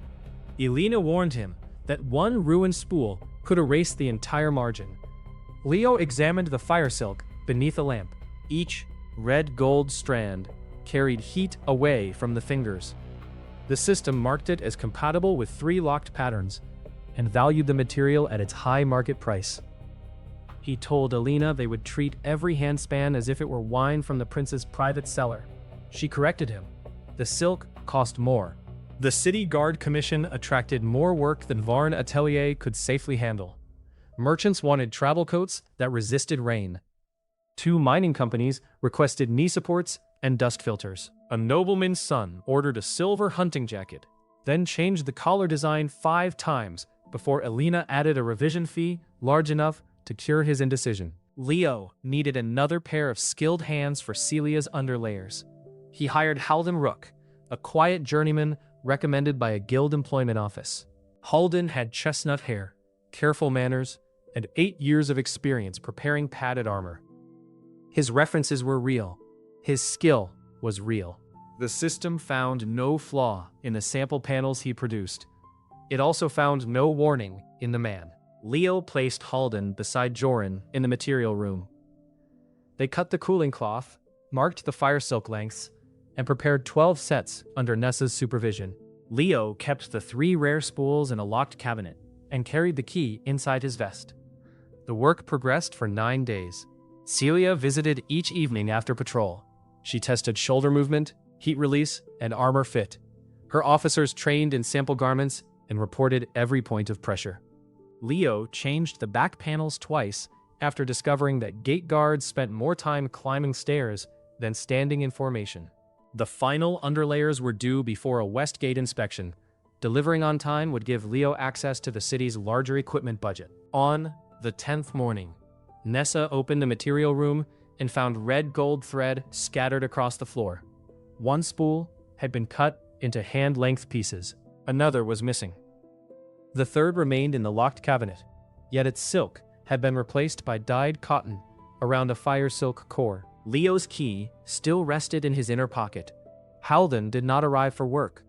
Yoren remembered seeing him near Leo's coat during lunch the previous day. Nessa admitted that Halden had volunteered several times to clean the cutting room after everyone left. She had thought he wanted to impress Leo. The system analyzed the ruined silk with perfect accuracy. It could tell Leo where each blade had entered and which pieces remained usable. It could not tell him why he had trusted the wrong person. Elena closed the shop doors and calculated the loss. They had enough intact fire silk to finish 7 underlayers. Celia had ordered 12. The West Gate inspection was in 4 days. Buying replacement material through ordinary traders was impossible. Prince Cassian's requisition had taken every registered spool in Ravenport. A caravan from the south would not arrive for 3 weeks. The system store listed fire silk because Leo had handled and analyzed it. The stock contained 1 spool. Market value, 10 gold. System price, 50 gold. Leo stared at the number until the panel dimmed. By the 5th month, monthly sales had risen from 8 gold to 34. Elena's accounts held 57 gold in liquid reserves. 18 belonged to the emergency fund. 24 had been saved for new sewing frames and expansion. 15 covered the next payroll, ordinary material orders, and rent on the 2nd floor. The city advance had already been spent on the original contract stock. Buying the system spool would leave 7 gold and force incoming customer payments to carry the business. Canceling the contract would cost less in coin. It would tell every future customer that Varn Atelier could be stopped by 1 stolen spool. Elena suggested finishing 7 sets and asking Celia for an extension on the remaining 5. It was the sensible option. Leo went to the West Gate and explained the situation himself. Celia listened inside the guard armory while officers trained in the courtyard below. She did not blame him for the theft. She also could not move the inspection. Prince Cassian's quartermaster would arrive with Bale Protective Works, and any missing equipment would be recorded as contract failure. Leo asked whether 7 completed sets would be enough to prove the design. Celia said it would prove that the design worked. It would also prove that Leo could not supply the guard reliably. He returned to the atelier and purchased the system spool. 50 gold vanished from the balance. A plain wooden reel appeared on the cutting table. The system had not given it freely. The price hurt more than the wound beneath his ribs ever had. A fresh spool normally contained enough usable thread for 4 complete underlayers. The cut lengths on the floor could supply the 5th only if Leo shortened every sleeve channel and moved the strongest recovered pieces to the shoulders and spine. The spool filled with dyed cotton contributed nothing. Leo worked for 3 nights. He recovered usable lengths from the cut thread by redesigning the sleeve channels. Nessa and Joran prepared cloth in shifts. Bram slept beside the back door. Alina brought meals, checked the payroll, and refused to let Leo spend the last reserve on stronger coffee. The final set was completed 2 hours before the inspection. At the West Gate, 12 officers wore the underlayers beneath their normal armor. Celia led them through a pursuit course built across the walls and warehouse roofs. They climbed ladders, crossed narrow beams, crawled beneath carts, and fought padded opponents in enclosed alleys. The bale underlayers trapped heat and bunched beneath the breastplate during high reaches. Leo's designs moved with the shoulders. Fire silk channels drew warmth toward the open sides and cuffs. Reinforced panels protected the gaps beneath the arms. During the final exercise, a real alarm bell rang from the lower market. 3 smugglers had broken from a warehouse search and were running toward the river. Celia's officers left the course and pursued them through the crowd. The inspection party followed as far as the wall stairs. One smuggler overturned an oil cart and set it alight behind him. 2 guards in bale padding stopped at the flames. Celia crossed through the edge of the fire. her underlayer carrying the heat away long enough for her to reach the far side. She caught the smuggler at the river steps and brought him down before he reached a boat. The other officers captured the remaining two. The quartermaster approved Varn Atelier as a city supplier. The system recognized the 12 coordinated garments as Leo's first completed production contract, and Celia's personalized equipment as a successful advanced commission. Grand Atelier level advanced. Master unlocked. Available functions. Full equipment sets. Set properties. Rare dungeon materials. Assistant prepared foundations. Independent pattern variation. Mastery rule expanded. A completely new full set can award 1 mastery point after a genuine high-risk field test. Kills and material extraction alone grant no points. 3 mastery points awarded. Leo placed 1 into strength, 1 into reaction, and 1 into endurance. The victory repaired his reputation. It did not return the 50 gold. They found Halden 2 days later in a cheap inn near the North Gate. He had already spent part of Orlan Bale's payment and mailed the stolen spool out of the city under another name. Sergeant Crest arrested him for theft and sabotage. Halden confessed that a manager from Bale Protective Works had offered 6 gold and a position in another city. The manager denied acting under Orlan's orders. Orlan dismissed him before the watch arrived, keeping the chain of responsibility 1 link away from himself. Leo could have spent weeks pursuing the matter through the guild. Instead, he changed how the atelier operated. Rare material entered a signed ledger at every transfer. 2 people remained present whenever a cabinet opened. Workers had access only to the components required for their current stage. Elena kept duplicate records. Bram changed the locks. Leo also met with Nessa and Joran. He admitted that he had hired for skill and references, while paying little attention to loyalty, pressure, or resentment. Nessa admitted that she had noticed Halden asking about profits, and ignored it because he did his work well. Joran had disliked the man, but assumed his opinion mattered less after losing 2 fingers. Leo made it clear that either of them could stop a process if something felt wrong. Authority followed responsibility, so did blame. The atelier became slower for a week. Then, it became stronger. To rebuild the reserve, Alina presented 3 possible contracts. The safest involved 200 ordinary raincloaks and a modest profit. The second involved fitted gear for a merchant caravan. The third came from the Dawn Company, an adventuring group preparing to enter the lower chambers of the Ember Nest. They wanted 4 complete heat-resistant combat sets. The profit could replace everything lost to the system purchase. The required fire spider silk could no longer be bought in Ravenport at any price. Leo accepted the 3rd contract. The entrance to the Ember Nest lay 2 days south of Ravenport, inside a black ridge that steamed after rain. Leo traveled with Mira, Celia, Tomas, and Jessa. The Dawn Company had offered to provide its own hunters, but Leo refused to depend on strangers for a material that needed precise extraction. Mira knew his movement. Celia understood heat hazards and carried authority if they met palace mining crews. Tomas and Jessa had fought beside him since Moss Hollow. Elena remained in Ravenport to manage the shop. Before Leo left, she handed him a written inventory of everything they could afford to lose. His name was at the bottom. She had also written a recovery agreement for the expedition. The Dawn Company advance covered travel, healing, and a 3 gold hazard payment for each companion. Celia directed her own share to the Westgate Relief Fund before signing. Any saleable glands and ordinary silk left after the 4 contracted sets would be divided equally among the party. Leo retained the silk required for the commission, and any unique material that only his extraction could preserve. If the party failed to return, the advance went to the families named in the agreement. Mira read the inventory over his shoulder and asked what value Elena had assigned to him. Leo said the figure was confidential. Elena answered that his current resale value was poor because he ignored sleep and required expensive thread. She adjusted the copper clasp at his collar after saying it, her fingers remaining there a moment longer than necessary. Leo entered the dungeon wearing the first true set he had designed for himself. The Master's field suit included spring-step boots, grip gloves, a reinforced ivory shirt, a charcoal impact vest, and a short half-cloak woven with the silver moss he had saved from his first expedition. The garments shared a copper seam network.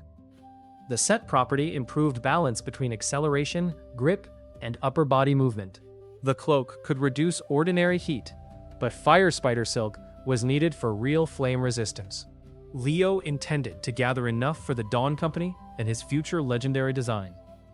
The Ember Nest began as a dry stone tunnel. 50 paces in, the walls turned warm. Red mineral lines glowed beneath black rock. Thin webs stretched across cracks, shining like copper wire. Celia led with a shield and short spear, rather than her full plate. She wore the Varn underlayer beneath segmented armor, designed by Leo to leave the shoulders free. Mira ranged ahead in short movements, using her enhanced boots to cross open spaces before anything could drop from the ceiling. The first fire spider was the size of a dog. It descended behind Tomas on a strand too thin to see. Leo noticed its shadow move against a red mineral line and called the warning. Jessa raised her shield. The spider landed on the metal and released a burst of burning fluid. The shield grew hot enough to smoke at the straps. Jessa angled it away, while Celia drove her spear through the creature's abdomen. Mira cut the silk line before a second spider could follow. Leo examined the body. The system marked the abdomen glands as usable for dye and fire paste. The spinnerets carried only a few paces of high-quality thread. Adult fire spiders produced far more. He extracted the silk by turning each spinneret with a narrow hook, while Tomas kept tension on the strand. Pulling too quickly fused the fibers. Pulling too slowly allowed the material to harden. They gathered enough for half a sleeve. The deeper passages required greater care. Webs lay beneath ash on the floor. Some were traps. Others carried vibration to nests hidden behind the walls. Leo studied where the strands joined the rock and marked safe steps with chalk. Mira followed his path, then ranged ahead to cut signal webs before the group crossed. At the first chamber, dozens of pale egg sacs hung above a natural stone bowl. Heat rose from cracks beneath them. 3 adult spiders guarded the walls, each broader than a horse. The group needed adult silk, but fighting beneath the egg sacs risked waking the entire chamber. Leo proposed drawing one spider into the entry tunnel. Tomas struck a web line with the butt of his spear, while the others waited behind the corner. The response came through the floor instead. A spider burst from ash beneath Jessa's feet. Its front legs caught her shield and lifted her against the wall. A second descended behind Celia. The third remained near the eggs, vibrating its abdomen against the web. The warning traveled deeper into the nest. Their first plan had failed because Leo treated the visible web as the only signal system. Jessa kicked against the spider's underside, while its jaws worked around the shield rim. Leo cut the web binding one of its rear legs. The limbs snapped free with enough force to turn the creature. Jessa dropped, rolled beneath its body, and drove the shield edge upward into the softer abdomen. Celia met the second spider's burning spray with her cloak. The heat-resistant lining darkened, but held long enough for her to close distance. Her spear struck the head and skidded across a horn-like plate. Mira used Celia's lowered shield as a step, launched above the creature, and cut 2 of its eyes. The spider reared. Tomas drove his spear through the joint beneath its lifted leg. The third adult moved to protect the eggs rather than join the fight. Its vibrating warning continued. Leo reached the chamber wall and found the thick strand carrying the signal downward. Cutting it might alert the spider through the loss of tension. He wrapped the strand around the black thimble, held it taut with one hand, and severed the lower section with his knife. The tension remained against the upper web, while the disconnected strand curled at his feet. The vibration stopped traveling. The first spider threw Jessa's shield aside and charged Leo. Its forelegs struck like hooked spears. He accelerated across the ash, changed direction near a heat crack, and felt one leg tear through the outer layer of his cloak. The razor-hide vest caught the hooked tip before it entered his back. The cloak tightened across Leo's throat. He released the clasp rather than fight the creature's strength. The half-cloak came away. As the spider dragged it beneath its body, Leo stepped onto the cloth, pinning two legs together for a heartbeat. That heartbeat allowed Jessa to recover her shield and slam the creature sideways. Celia's spear entered through the mouth. Mira and Tomas finished the second adult at the wall. The third adult abandoned the egg bowl when its warning strand went dead. It rushed Leo across the ash. Front legs spread wide enough to block the chamber. Jessa met it with the recovered shield and turned the first strike. Tomas drove his spear beneath the lifted leg, while Mira cut across the rear joint. The spider twisted, fell across a glowing floor crack, and ruptured its abdomen against the stone. The heat burned most of the silk glands before Leo could reach them. The chamber fell quiet, except for the soft movement of egg sacs overhead. They harvested nearly 2 full spools from the 3 dead spiders. The quality was good, though not enough for 4 complete sets. Leo wanted to continue toward the lower heat chambers, where mature females nested. Celia pointed out that the interrupted warning had still lasted several seconds. Something below might already be moving toward them. They prepared the chamber rather than retreat immediately. Jessa recovered her shield and wrapped the overheated handle. Tomas set 2 spare spearheads into cracks near the tunnel. Mira cut escape paths through the sidewebs. Leo used the adult silk they could not preserve to string heat-resistant lines between stone pillars at knee height for a large spider. The floor began to pulse. A section of the stone bowl split. Red light poured through the crack, followed by a front leg as thick as Leo's waist. The cinder matron climbed from beneath the eggs.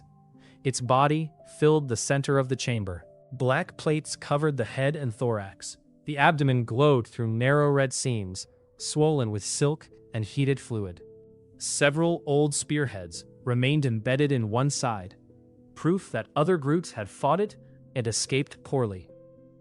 It lifted its abdomen and sprayed a fan of burning web across the entrance.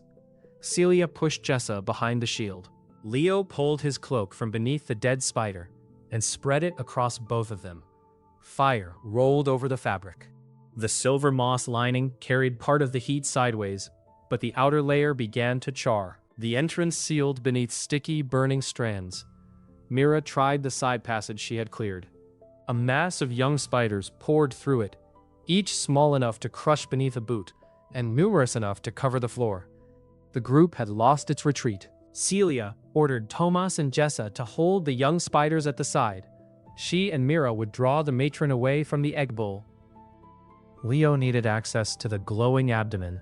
The spinnerets were there, and the seams between plates offered the only visible weakness. Mira crossed the chamber first. Her boots launched her between 2 striking legs. She cut a shallow line across the matron's face and continued toward the far wall. The creature turned with alarming speed, its rear legs driving through the ash. Celia struck the opposite side with her spear. One point entered an old wound around a buried spearhead. The matron twisted back, forcing both women apart. Leo moved beneath the edge of its abdomen. Heat pressed against his face. The copper seams in his field suit warmed as the cooling channels reached their limit. He saw 6 spinnerets surrounded by moving plates. The central pair produced the strongest thread. A rear leg swept toward him. He dropped flat. The limb passed over his shoulder and struck a stone pillar hard enough to crack it.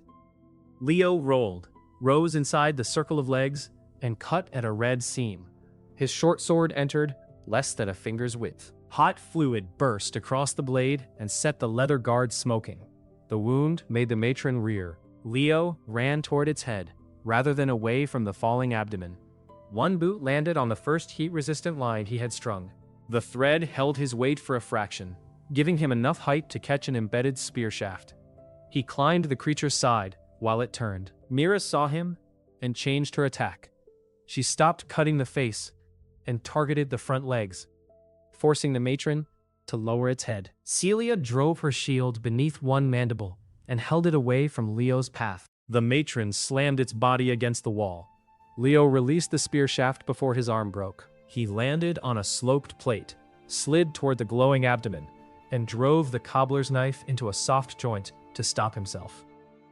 The creature sprayed burning fluid across its own back. Leo pulled the ruined half-cloak around his head and shoulders. Fire struck. The cloth blackened. Heat penetrated to the vest and shirt, raising blisters along his neck.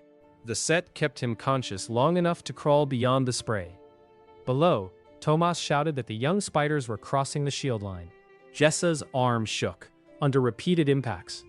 They had little time. Leo reached the central spinnerets and cut the binding plates around them. The matron reacted at once.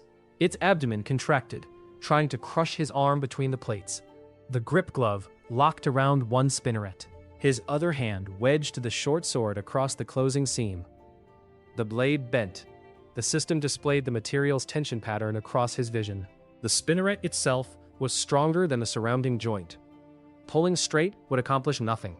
Twisting along the natural silk channel could tear it free. Leo wrapped both hands around the organ, planted his boots against separate plates, and turned his body.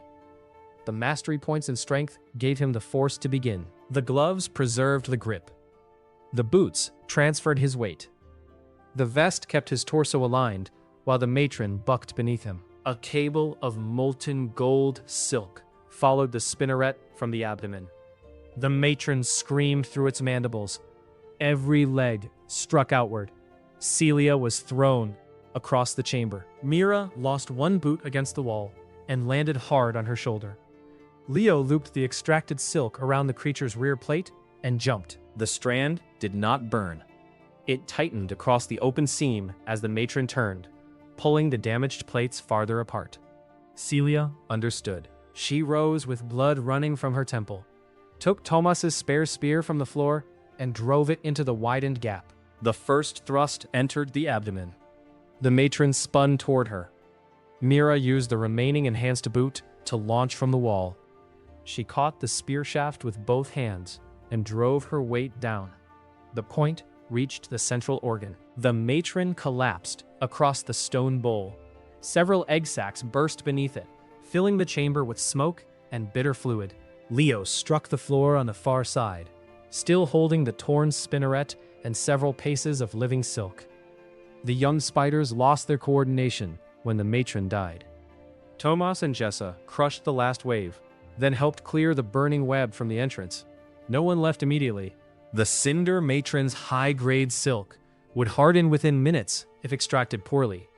Leo's hands shook from burns and exhaustion. Mira's right shoulder was partly dislocated. Celia could barely close one eye through the blood on her face. They worked anyway. Celia and Jessa held the abdomen plates apart. Tomas maintained steady tension on the emerging strands.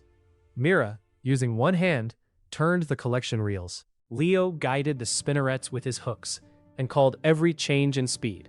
They filled 9 spools. The system rated 6 as excellent, 2 as good, and 1 as damaged but usable for ordinary heat-resistant lining. The torn central spinneret produced a final coil brighter than the rest. Cinder core silk. Exceptional material, not available in the system store. Material traits. Extreme heat conduction. Diffusion of concentrated magical force through a connected weave. Compatible with a unique personal pattern. Leo sat beside the dead matron while the message hovered above the coil. Mira lowered herself next to him and used her uninjured hand to tug the burned edge of his cloak. She said his obsession with good material was becoming difficult to distinguish from a death wish. Leo looked at the 9 spools, the damaged gear, and the people who had followed him into the chamber. He answered that death had already chosen the worst possible way to take him once. He refused to spend his second life being frightened by a spider. Mira leaned closer and kissed him once, quick and firm, before standing to help Tomas. Celia watched from across the chamber. One corner of her mouth moved, though she wisely made no comment. The expedition returned to Ravenport carrying enough fire silk to complete the Dawn Company contract, replace the atelier's reserve, and begin Leo's greatest design.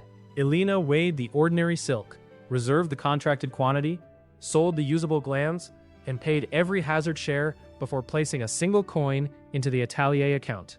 The cinder core silk remained Leo's under the agreement because only his extraction had kept it intact.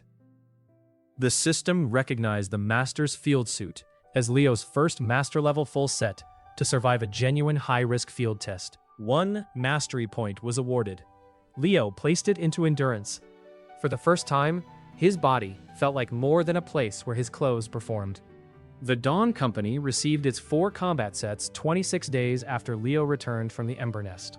Each set used fire spider silk along the heat channels, razor hide at the ribs, flexible leather at the joints, and a full copper seam network joining shirt, vest, glove, boots, and cloak.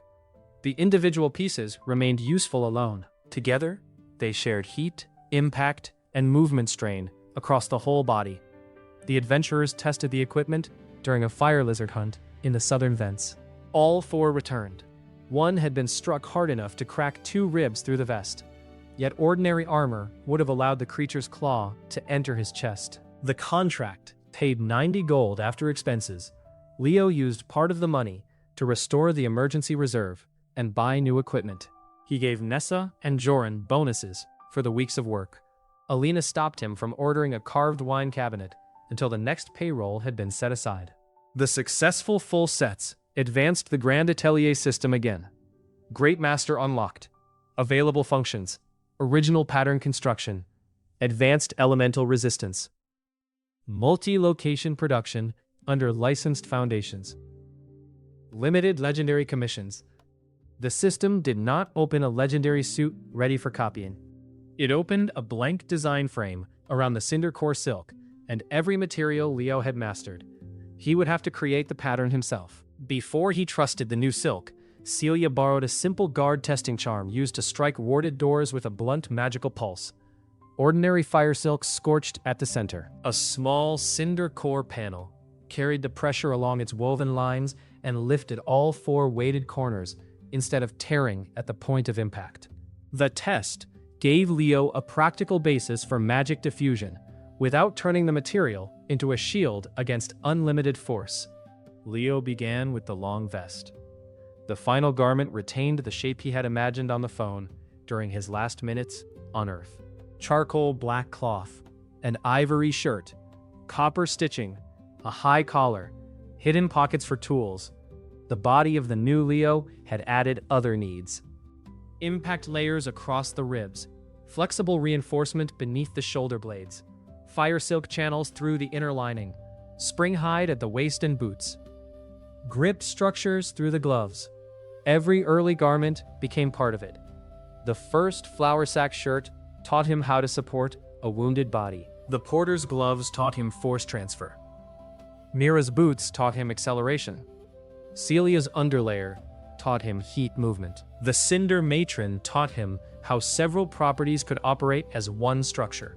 He called the unfinished design the Grand Atelier suit. Every panel was cut, fitted, and held by temporary basting. Only the final network lock remained. It required 23 exact stitches through the cinder core silk.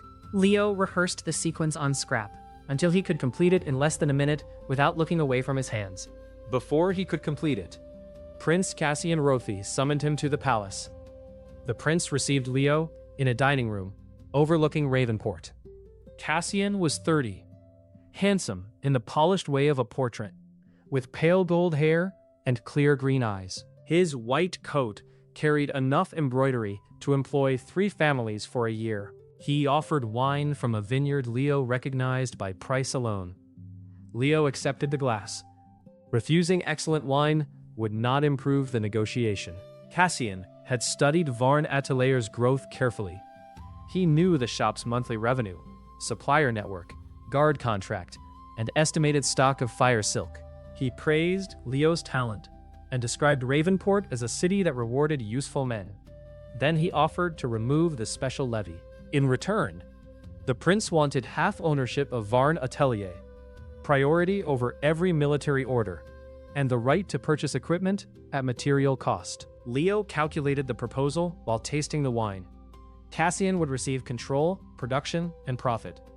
Leo would receive permission to keep working in the business he had built. He asked who would cover wages, failed materials, and training. Cassian considered those operational details. Leo placed the glass on the table. No. The prince's pleasant expression remained. He spoke about civic duty and the approaching Deepgate surge. Ravenport needed equipment. A private craftsman who withheld it for profit might be judged harshly. Leo reminded him that Varn Atelier had already offered fair contracts to the guard. The palace had chosen Bale Protective Works because Orlan's price was lower. If you want better equipment now, Leo said, pay the people who make it. Cassian's fingers stopped against the stem of his glass. Sir Garen Keld stood behind the prince's chair. He was a massive knight in dark steel armor, with a black plume rising from the helmet beneath his arm. A burn scar covered the left side of his face. He had said nothing during the meeting, yet his gaze sharpened when Leo spoke to the prince without lowering his eyes. Cassian ended the audience politely. He gave Leo 1 week to reconsider. Celia came to the atelier that evening. Palace scouts had found new cracks beneath Deepgate. The surge might arrive within a month rather than 6. Mining crews had opened a sealed lower route under orders from Cassian's treasurer, hoping to reach crystal deposits before monsters made the area inaccessible. Celia had also seen the treasurer's work schedule. One final charge was set for dawn on the 8th day, only hours after Cassian's deadline to Leo expired. The prince expected a limited breach and intended to place Varn Atelier under crown control before the miners lit the fuse, so every useful garment would already belong to the palace if the operation went wrong. Celia had argued for canceling the blast, beginning an evacuation, and purchasing equipment immediately. The prince ordered the guard to avoid alarming merchants. He wanted the Founders' Festival to continue because it brought tax revenue. Leo understood the shape of the coming problem. Cassian wanted Varn Atelier before the city learned how badly it needed the atelier. He called his workers together.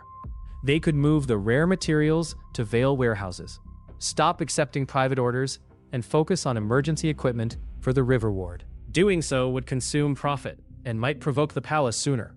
Nessa asked how many ordinary workers would be caught outside the inner walls if Deepgate opened. Bram answered that nearly 12,000 people lived between the river and the palace district. Joran asked whether Bale's army equipment would hold. Leo had examined one sample. The leather joints were thin. The heat lining used dyed flax instead of fire silk. It would survive drills and fail under sustained flame. They began production that night. The atelier made cooling scarves, impact vests, reinforced gloves, and simple evacuation harnesses. Elena organized customers into deposit groups and arranged material credit through 5 merchants who preferred a living city to immediate payment. Mira warned adventuring companies. Celia quietly placed Varn equipment at the west and river gates. Leo worked on the emergency line during the day, and the Grand Atelier suit after midnight. The week ended. Prince Cassian received no acceptance. On the 8th morning, palace guards surrounded Varn Atelier. The palace warrant described the seizure as an emergency military requisition issued under Ravenport's city defense statute. Captain Varlo, the officer holding it, avoided Leo's eyes while reading. Varn Atelier, its equipment, finished goods, and registered materials would enter temporary crown control. The named employees on the attached business roster were ordered to remain and produce protective equipment at rates determined by the quartermaster. The rate listed for skilled labor was lower than Nessa's normal wage. The warrant contained no individual labor conscription orders, medical protections, or emergency wage guarantees.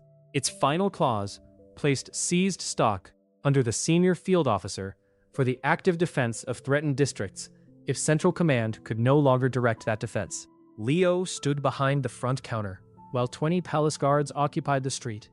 Customers had been pushed toward the corners.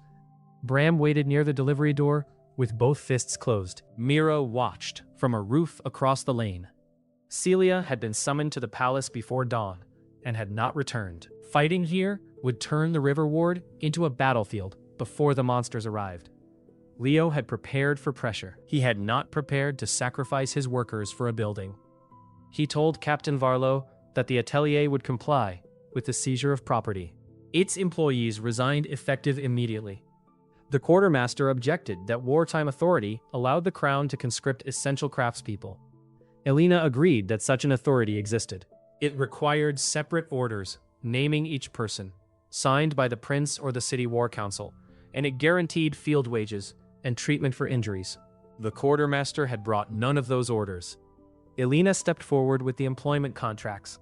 Each one contained a clause she had added after the special levy appeared.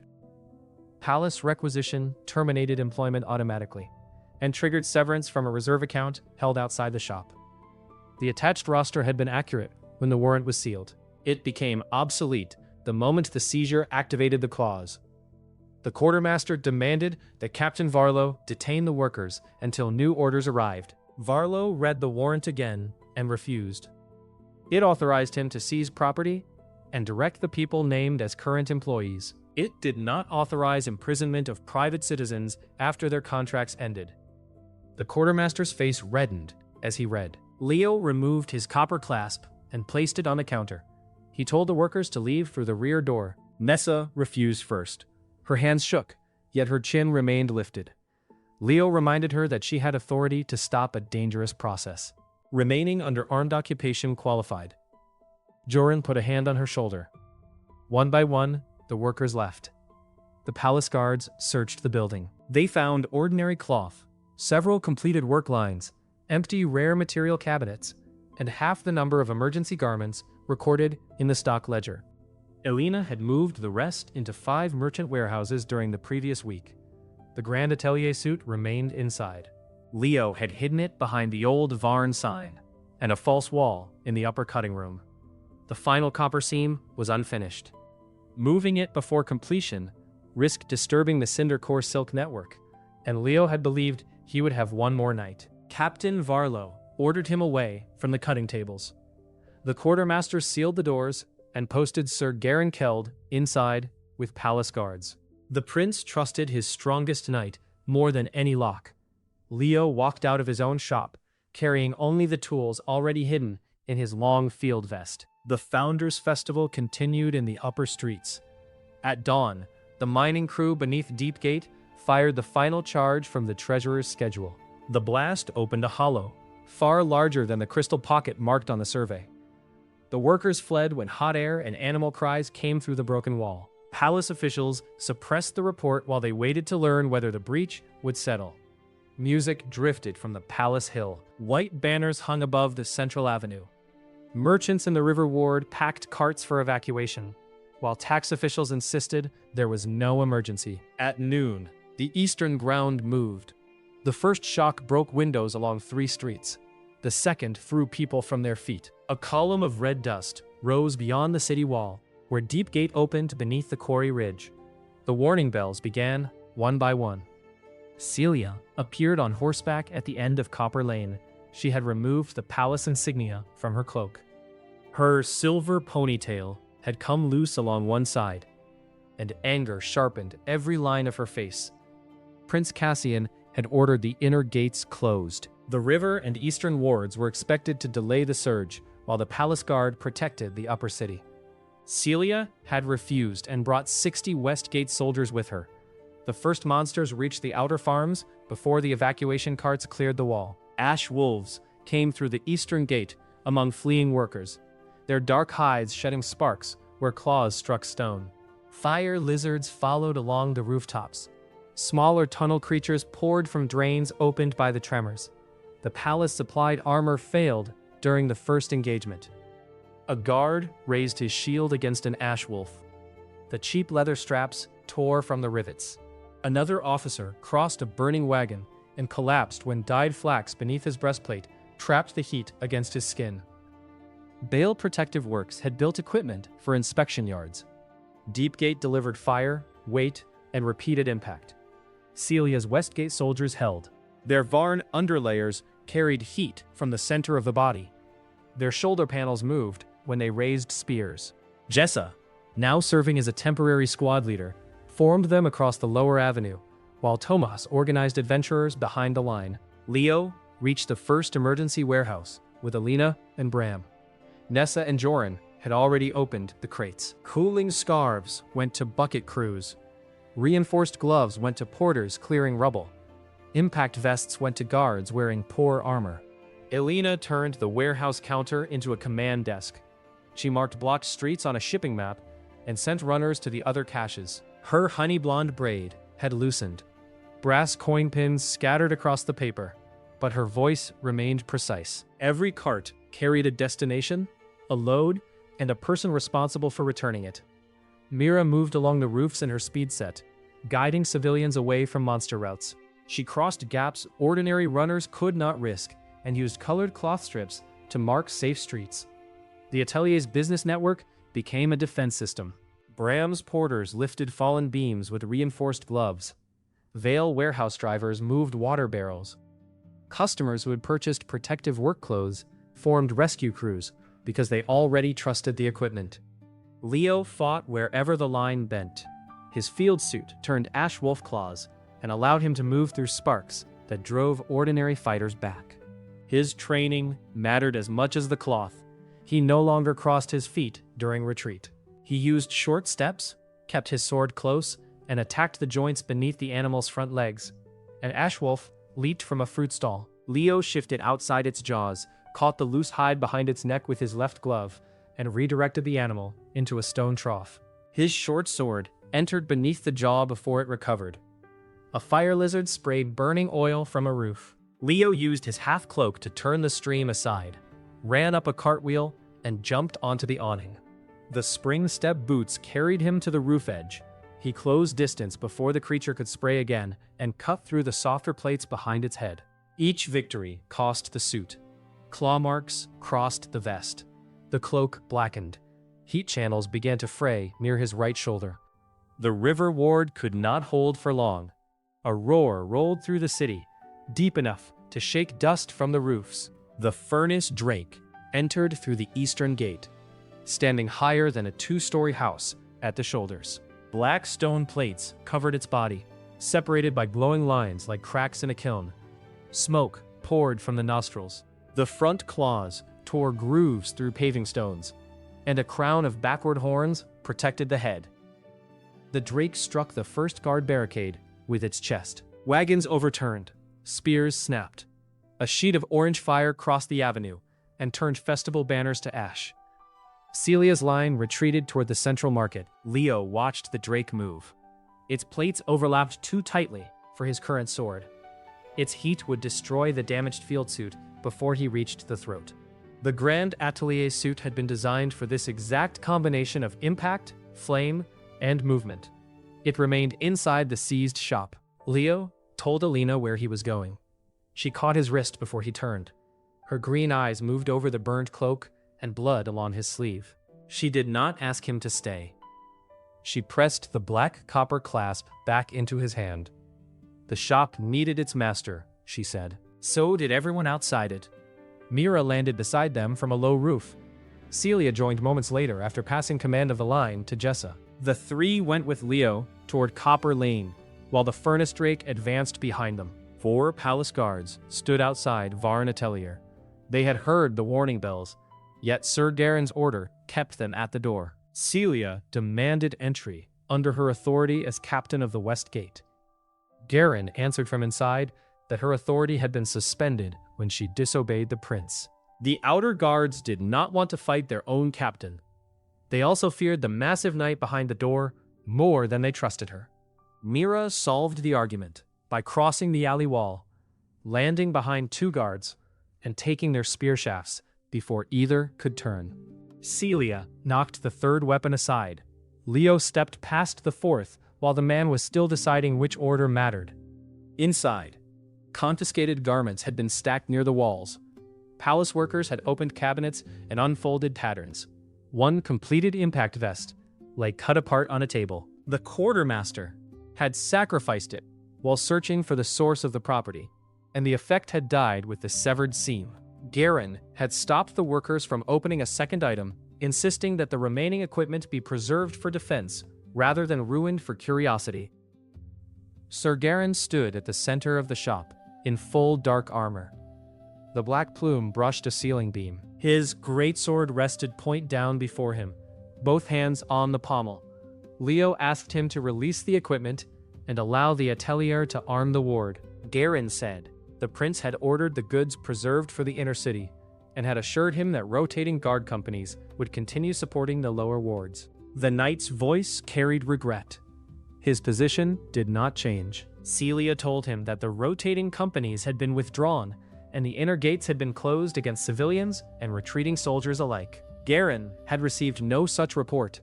He regarded her claim as the accusation of an officer whose authority had just been suspended. Garen had served the Rothe family since before Celia joined the guard. He believed a knight who chose which commands deserved obedience became another armed noble, making law through strength. He would not take that step in anger or on an unverified claim. Leo understood the principle. He also heard another distant roar and the collapse of masonry toward the market. He told Garen that the argument had reached its practical limit. The knight lifted his sword, and Celia attacked first. Her lighter segmented armor allowed a fast thrust toward Garen's shoulder. He turned the greatsword across his body, caught her spear, and drove it into the floor with a downward cut. Mira entered from the right. Garen released one hand from the hilt and struck her with his armored forearm. She crossed the room and hit a shelf, hard enough to scatter buckles. Leo drew his short sword and moved toward the stairs. Garen blocked the path with one step, and the greatsword came from Leo's left, its edge carrying a pale pressure that hummed through the air. He ducked beneath the first cut. The blade changed direction against its own weight and struck downward. Leo raised both enhanced gloves against the flat. The impact drove him to one knee and cracked the floorboards beneath his boot. Garen used strength with control. His armor was built by royal smiths, fitted to every joint, and maintained by people who feared mistakes. Leo found no cheap strap or restricted armhole. The knight had also watched the Copper Master's fights. He kept vulnerable fastenings turned away and shortened his movements whenever Leo entered close range. Leo sprang backward as the greatsword cut the table in half. Mira recovered and attacked low. Her blade reached the gap behind Garen's knee, but chain mesh beneath the plate stopped it. Garen kicked backward. She turned enough to take the blow on her hip rather than the spine, then slid across the floor. Celia freed her spear and struck the black plume from the helmet. Garen answered with his shoulder. Their armor collided. Celia's lighter set protected her movement, yet his mass forced her into the wall. Leo climbed the lower stair rail, stepped onto a hanging cloth beam, and crossed above Garen's reach toward the upper room. The knight caught the support, and the beam dropped. Leo landed badly. Pain climbed through his right ankle despite the boots, and Garen closed before he regained balance. The greatsword's pommel struck Leo's chest. The impact vest spread the force. Its already damaged inner seam tore. Leo hit the stairs, and the blow split the skin beside the old scar, while deeper scar tissue pulled painfully against the rib. Fresh blood spread beneath his shirt. The survivor structure tightened around the new bleeding. It could keep him moving. It could not keep taking Garen's attacks. Celia placed herself between them. She knew the Knight's Academy forms, and met his next cut near the hilt, where the greatsword carried less speed. Mira attacked from the opposite side, forcing Garen to turn his armored hips. They could hold him for seconds while Leo climbed. The upper cutting room had been searched. Cloth covered the floor. The old Varn sign remained on the wall because the palace workers considered it worthless. Leo tore it down. Behind it waited a narrow black case. He opened the lid and found the grand atelier suit resting inside in separate layers. Ivory shirt, long charcoal vest, black gloves, spring-reinforced boots, a half-cloak dark as coal, a tool belt lined in copper. The final V-seam across the vest remained open by the width of his hand. The system displayed the unfinished network. Closing it required the cinder core silk, exact tension, and 23 stitches. Garen threw Celia through the doorway below. Leo threaded the hidden needle. His hands remained steady despite the blood beneath his shirt. The first stitch entered the left side of the V. The second crossed the inner fire channel. The third joined the impact layer to the spring structure. Mira reached the stairs and caught Garen's sword arm with a loop of torn cloth. She released the cloth, planted both boots against his breastplate, and launched herself upward. The kick pushed the knight back half a step and sent Mira into the wall. Leo completed the 9th stitch as Celia rose with one arm hanging low. She attacked with the shortened half of her spear, and Garen broke the shaft again. By the 14th stitch, the knight had reached the first stair. Mira caught his ankle with her curved sword. The chain mesh held, and Garen dragged her 2 steps before Celia struck the side of his knee with her armored shoulder. Leo finished the 19th stitch. As Garen reached the upper landing, Captain Varlo stumbled through the broken doorway below with a burned sleeve and soot across his face. He reported that the inner gates had been barred against the Eastern Guard, that palace archers had refused to open for retreating city soldiers, and that Cassian had ordered every palace company to remain behind the upper wall. Garen's next step slowed. Celia told him that the order he defended had never been a plan to save the city. It was a plan to save the palace. Garen did not abandon his post on the word of anger alone. But Varlo's report had come through the same chain of command that issued the warrant. Doubt entered his stance. Leo pulled the 23rd stitch tight and tied it around the black copper clasp. The seam lit with a warm line that traveled through every part of the suit. Original legendary pattern completed. Grand atelier suit. Properties: vital support, force transfer, spring step, impact distribution, heat and magic diffusion, precision grip, adaptive balance, full set property. Master's continuity. Damage and strain are distributed across compatible garment layers until structural limits are reached. The completed suit still waited for his hands. Leo had designed it to be donned by an injured craftsman under pressure. He tore away the ruined field cloak, released the old gloves, and pulled paired emergency tabs that opened the damaged vest and boots along their side seams. The spent outer layers fell away. The ivory shirt of the Grand Atelier suit split down the front and wrapped around his torso instead of passing over his head. Its boots opened from ankle to instep and closed with 2 locking poles. He fastened the long vest and tool belt as Garen crossed the landing, then drew on the new gloves and secured the half-cloak at his left shoulder. The greatsword descended. Leo raised his left forearm, and the blade struck the reinforced vest and cloak rather than bare armor. The force traveled through the copper network, across his back, down his waist, and into both boots. Floorboards split beneath him, his bones held. Garen's visible eye widened. Leo caught the sword's blunt spine with his right glove, turned his hips, and redirected the weapon into the wall. The fight changed, though Garen remained stronger. His sword still carried enough force to break stone. The suit allowed Leo to receive that force without losing structure, then move before the knight recovered. Leo stepped inside and struck the breastplate with the heel of his glove. The blow left a shallow dent near the lower fastening. He moved away before Garen's elbow reached him. The knight abandoned wide cuts. He used the greatsword like a staff, striking with the guard and pommel. One blow caught Leo's temple. The suit could not protect exposed skin. Blood entered his eye, and the room tilted. Garen pressed forward. Leo blocked the next strike with both forearms, slid across the floor, and nearly fell through the broken stair rail. Training still decided the exchange, and Garen had decades more. Leo changed the problem and stopped trying to reach armor gaps. He watched how the knight managed weight. Every time Garen turned left, his rear foot pivoted before the upper body, because the greatsword and plate carried enormous momentum. The armor worked perfectly. Its weight made that sequence necessary. Leo retreated toward the cut cloth beam. Garen followed, expecting another attempt to reach the stairs. When the rear foot pivoted, Leo stepped on the loose beam and kicked its far end. The wood rolled beneath Garen's heel. The knight's balance shifted a few inches. He recovered quickly, planting the greatsword into the floor.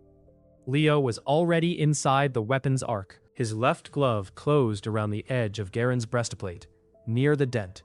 His right fist struck the same point. The first blow deepened it. Garen released the sword and caught Leo by the shoulder. His armored fingers tightened. Leo felt the vest layers compress toward failure. He placed one boot against the knight's greave and used spring step at close range. The sudden force drove both men apart, Leo kept his grip on the breastplate. The fastening tore halfway free. Garen reached for Leo's throat. Leo turned beneath the arm, trapped the gauntlet against his shoulder, and pulled along the opened breastplate line. The suit transferred strength through his back and hips. Metal groaned. The lower class broke. The plate shifted enough to expose the padded layer beneath. Leo struck once more, with the reinforced heel of his glove. The impact traveled through the loosened plate instead of across the full armor. Garen's breath left him. He dropped to one knee, still reaching for the sword. Leo kicked the hilt away and placed his cobbler's knife against the open line beneath the breastplate. The room held still. Garen looked toward Captain Varlo, then toward the east window. Smoke darkened the sky above the market. People screamed in the street below. The requisition had been issued under the city defense statute. Varlo's verified report showed that Cassian had withdrawn the palace companies from city defense and barred the active guard from shelter. Under the same statute, the senior field knight present could redirect requisition stores when Central Command abandoned the threatened district. Garen had resisted acting on Celia's accusation. He could no longer pretend that the order retained the purpose that made it lawful. He lowered his hand, invoked field necessity, and ordered the palace guards to release the confiscated equipment. Celia helped him remove the damaged breastplate. Mira sat against the wall and pressed a hand to her bruised hip. Sewing during a sword fight is the most irritating thing I have ever watched. Leo tightened the tool belt around his new suit. The furnace drake roared again. He had finished the garment. Now it needed a real test. Varn Atelier emptied into the street. Palace guards carried impact vests and cooling cloaks toward the market. Mira distributed speed wraps to runners. Celia took the guard equipment. Sir Garen followed in a borrowed Varn underlayer, with his damaged breastplate strapped closed over it. Leo reached the central market as the furnace drake broke the second barricade. The square had once held festival stalls. It now contained overturned carts, burning canvas, and hundreds of civilians moving toward the river road. Jessa's shield line protected the retreat along the northern side. Tomas and the adventurers held smaller monsters near the fountain. Elena had positioned water wagons behind a stone arcade. Bram's crews rolled barrels forward, using reinforced gloves to control the weight on the sloped street. Nessa and Joran repaired torn straps at a table set between two columns, working while ash fell across their hair. The drake lowered its head. Leo saw the breath building through the red seams in its throat. He shouted for the shield line to open rather than brace. Celia repeated the order. Soldiers moved sideways behind stone stalls. A moment later, fire crossed the center of the square.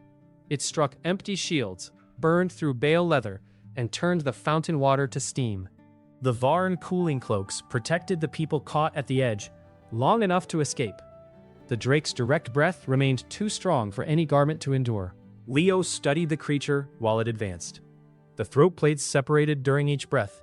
The chest seams opened when the front legs spread. The left foreleg dragged slightly after smashing the first barricade. The eyes were protected by clear inner lids. Its underjaw carried a narrow, flexible membrane between stone plates.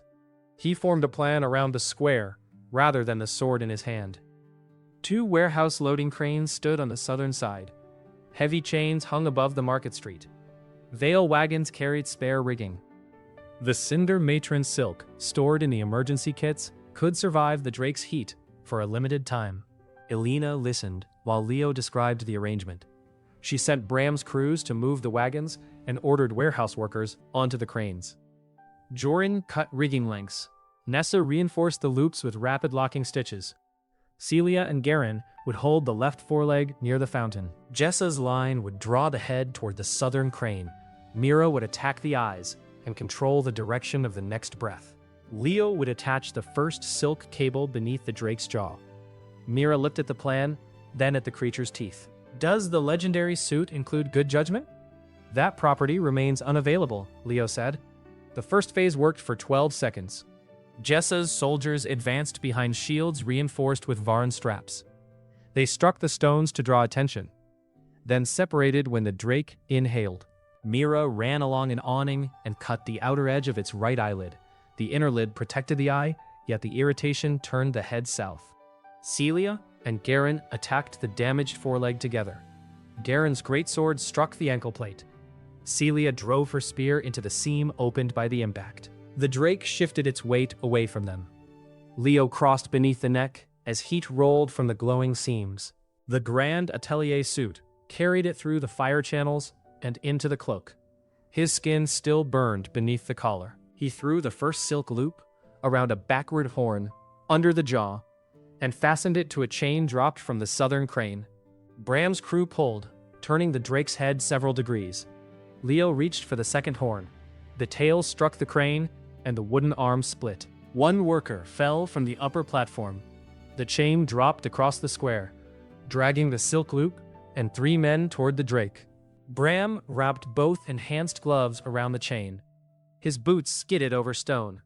2 porters joined him, then 4. The loop held, though the broken crane no longer gave them leverage.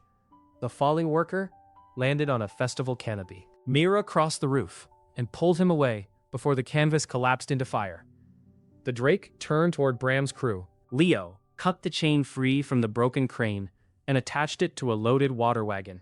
Alina climbed onto the driver's bench herself. She snapped the reins. The horses pulled south, turning the drake's head away from the porters. A burst of flame followed the wagon. Leo ran between them. He spread the legendary cloak and caught the edge of the breath, guiding part of it upward. Heat filled the copper network faster than it could escape. The ivory shirt tightened as his breathing faltered. The cloak's outer layer began to glow. Alina drove through the arcade.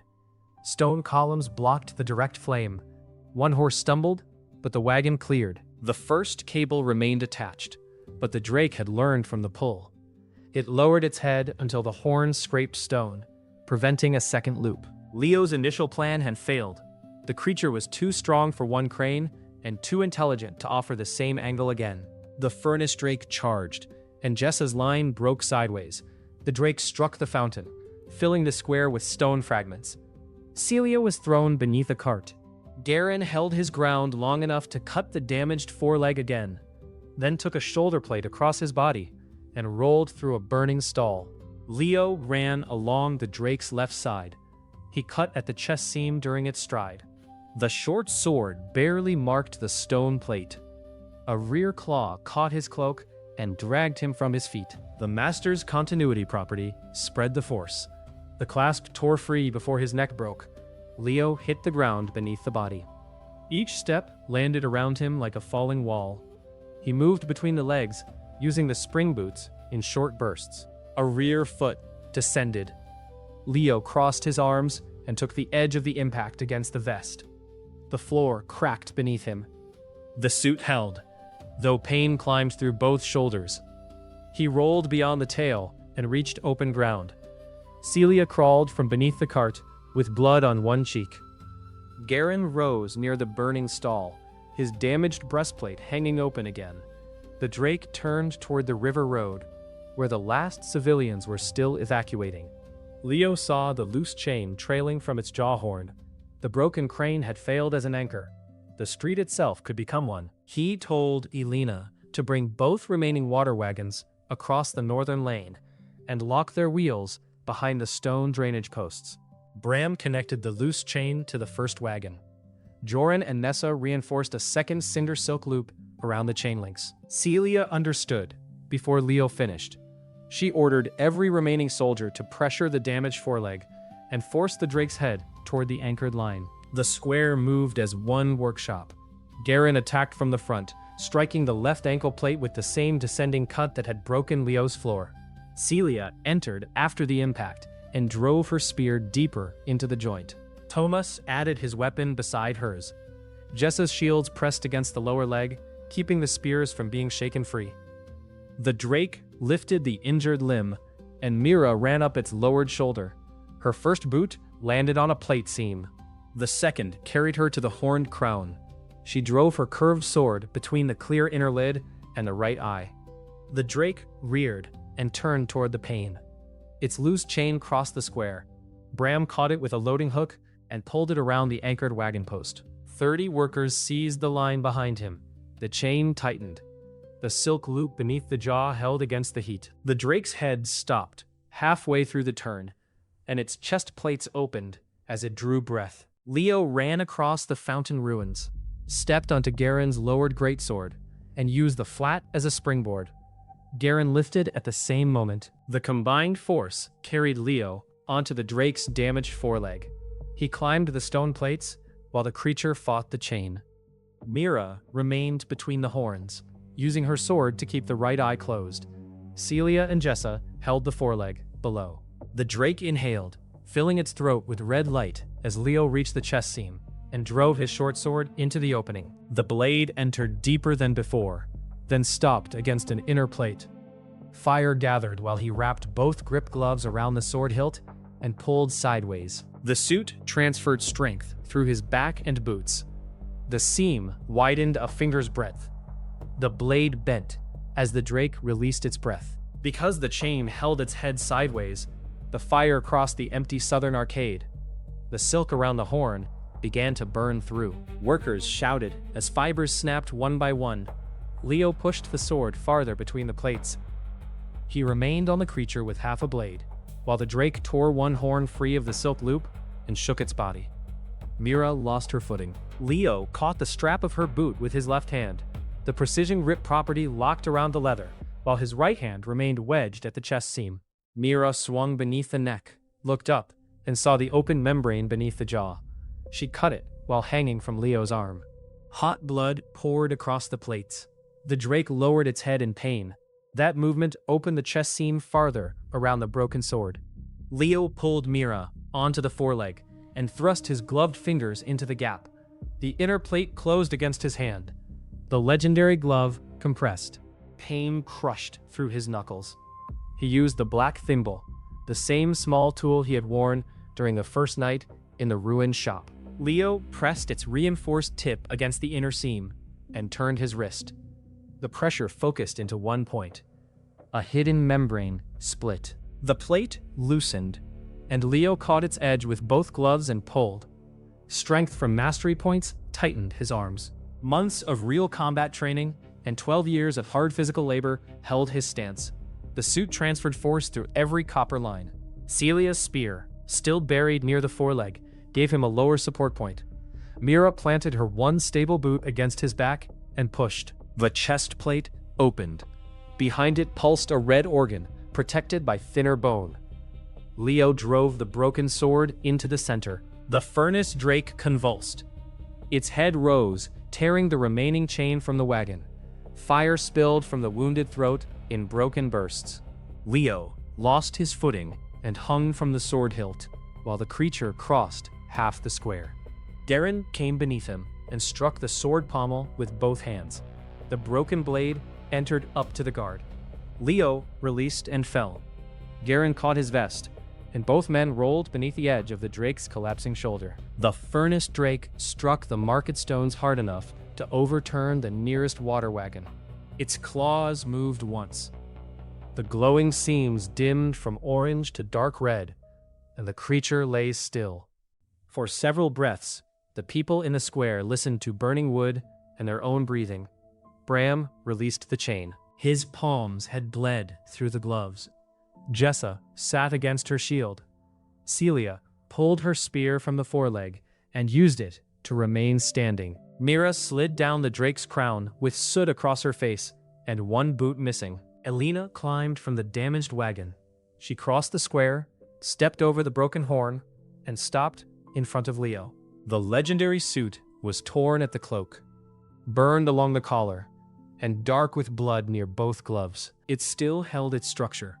Elena touched the copper V on his chest, confirming with her own fingers that he remained upright. Then, she pressed her forehead against him for one quiet moment before beginning to calculate how many buildings the battle had destroyed. The system appeared across Leo's vision. Legendary original item successfully tested against a high-rank threat. Grand Atelier level advanced. Legendary Atelier unlocked.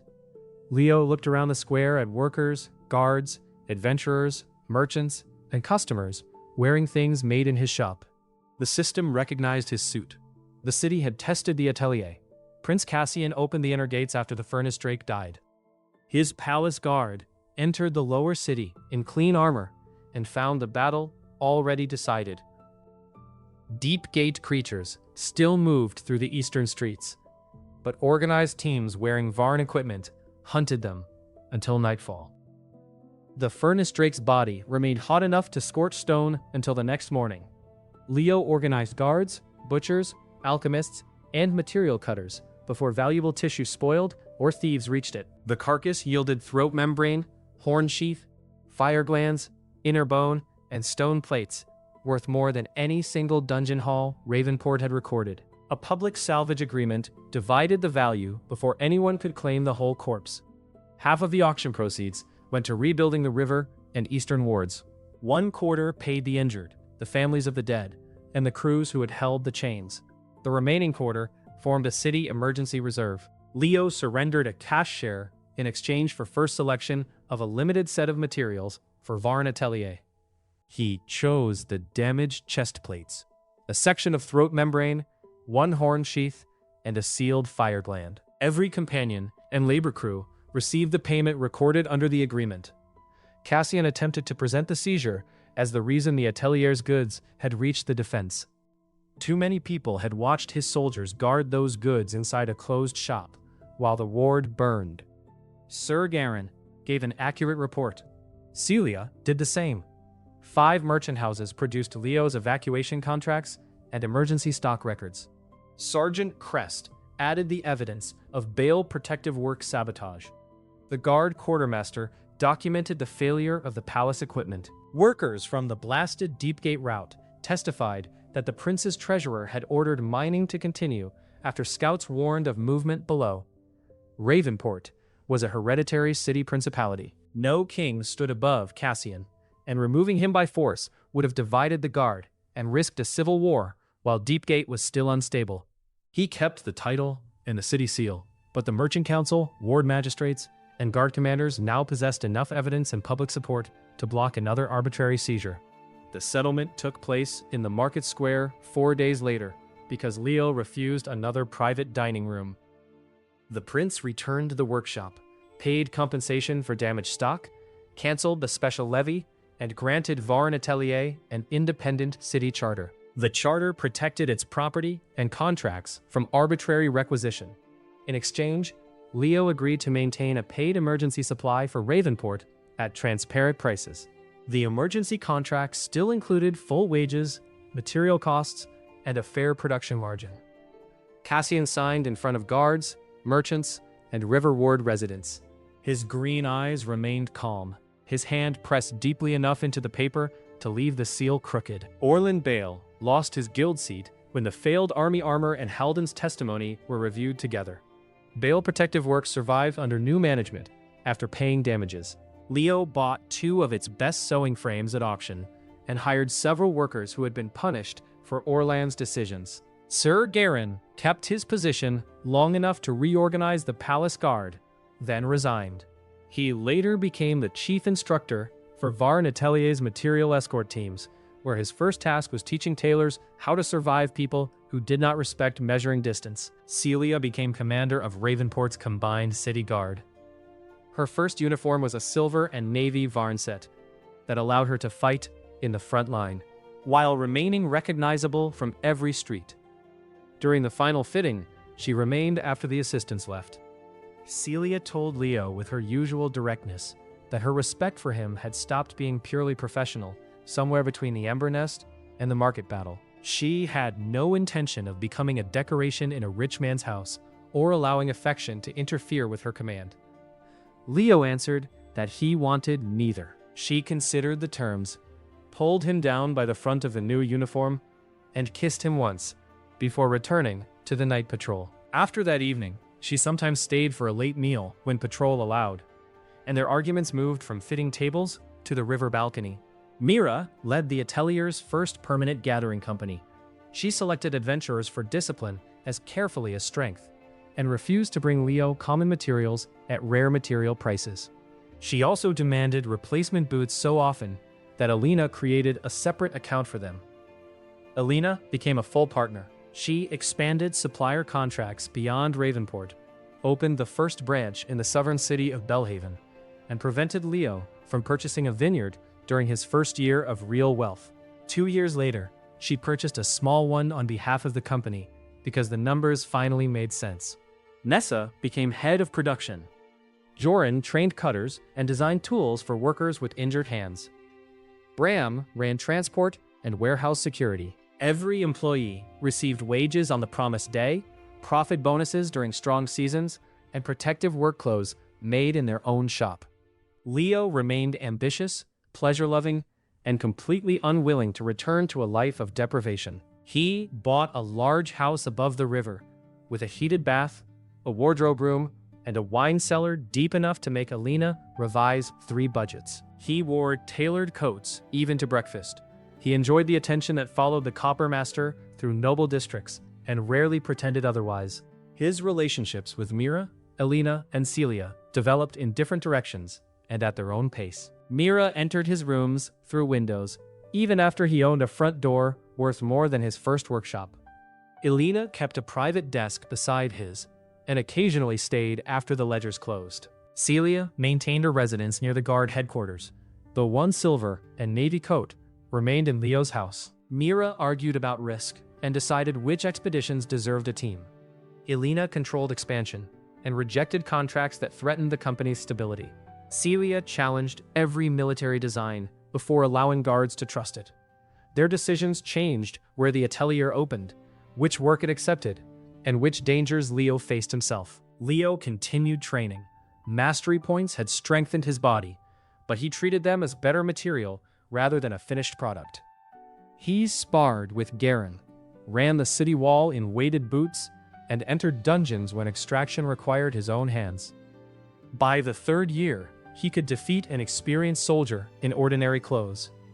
He had also survived 2 high-rank material hunts and defeated a royal duelist during a public equipment trial in Belhaven.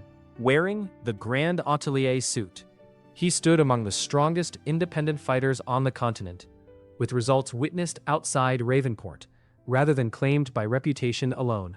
The suit changed as he repaired it. The burned cloak received a darker fire silk edge. The cracked glove gained a new force channel. The dent from Garen's greatsword remained hidden beneath the left shoulder lining.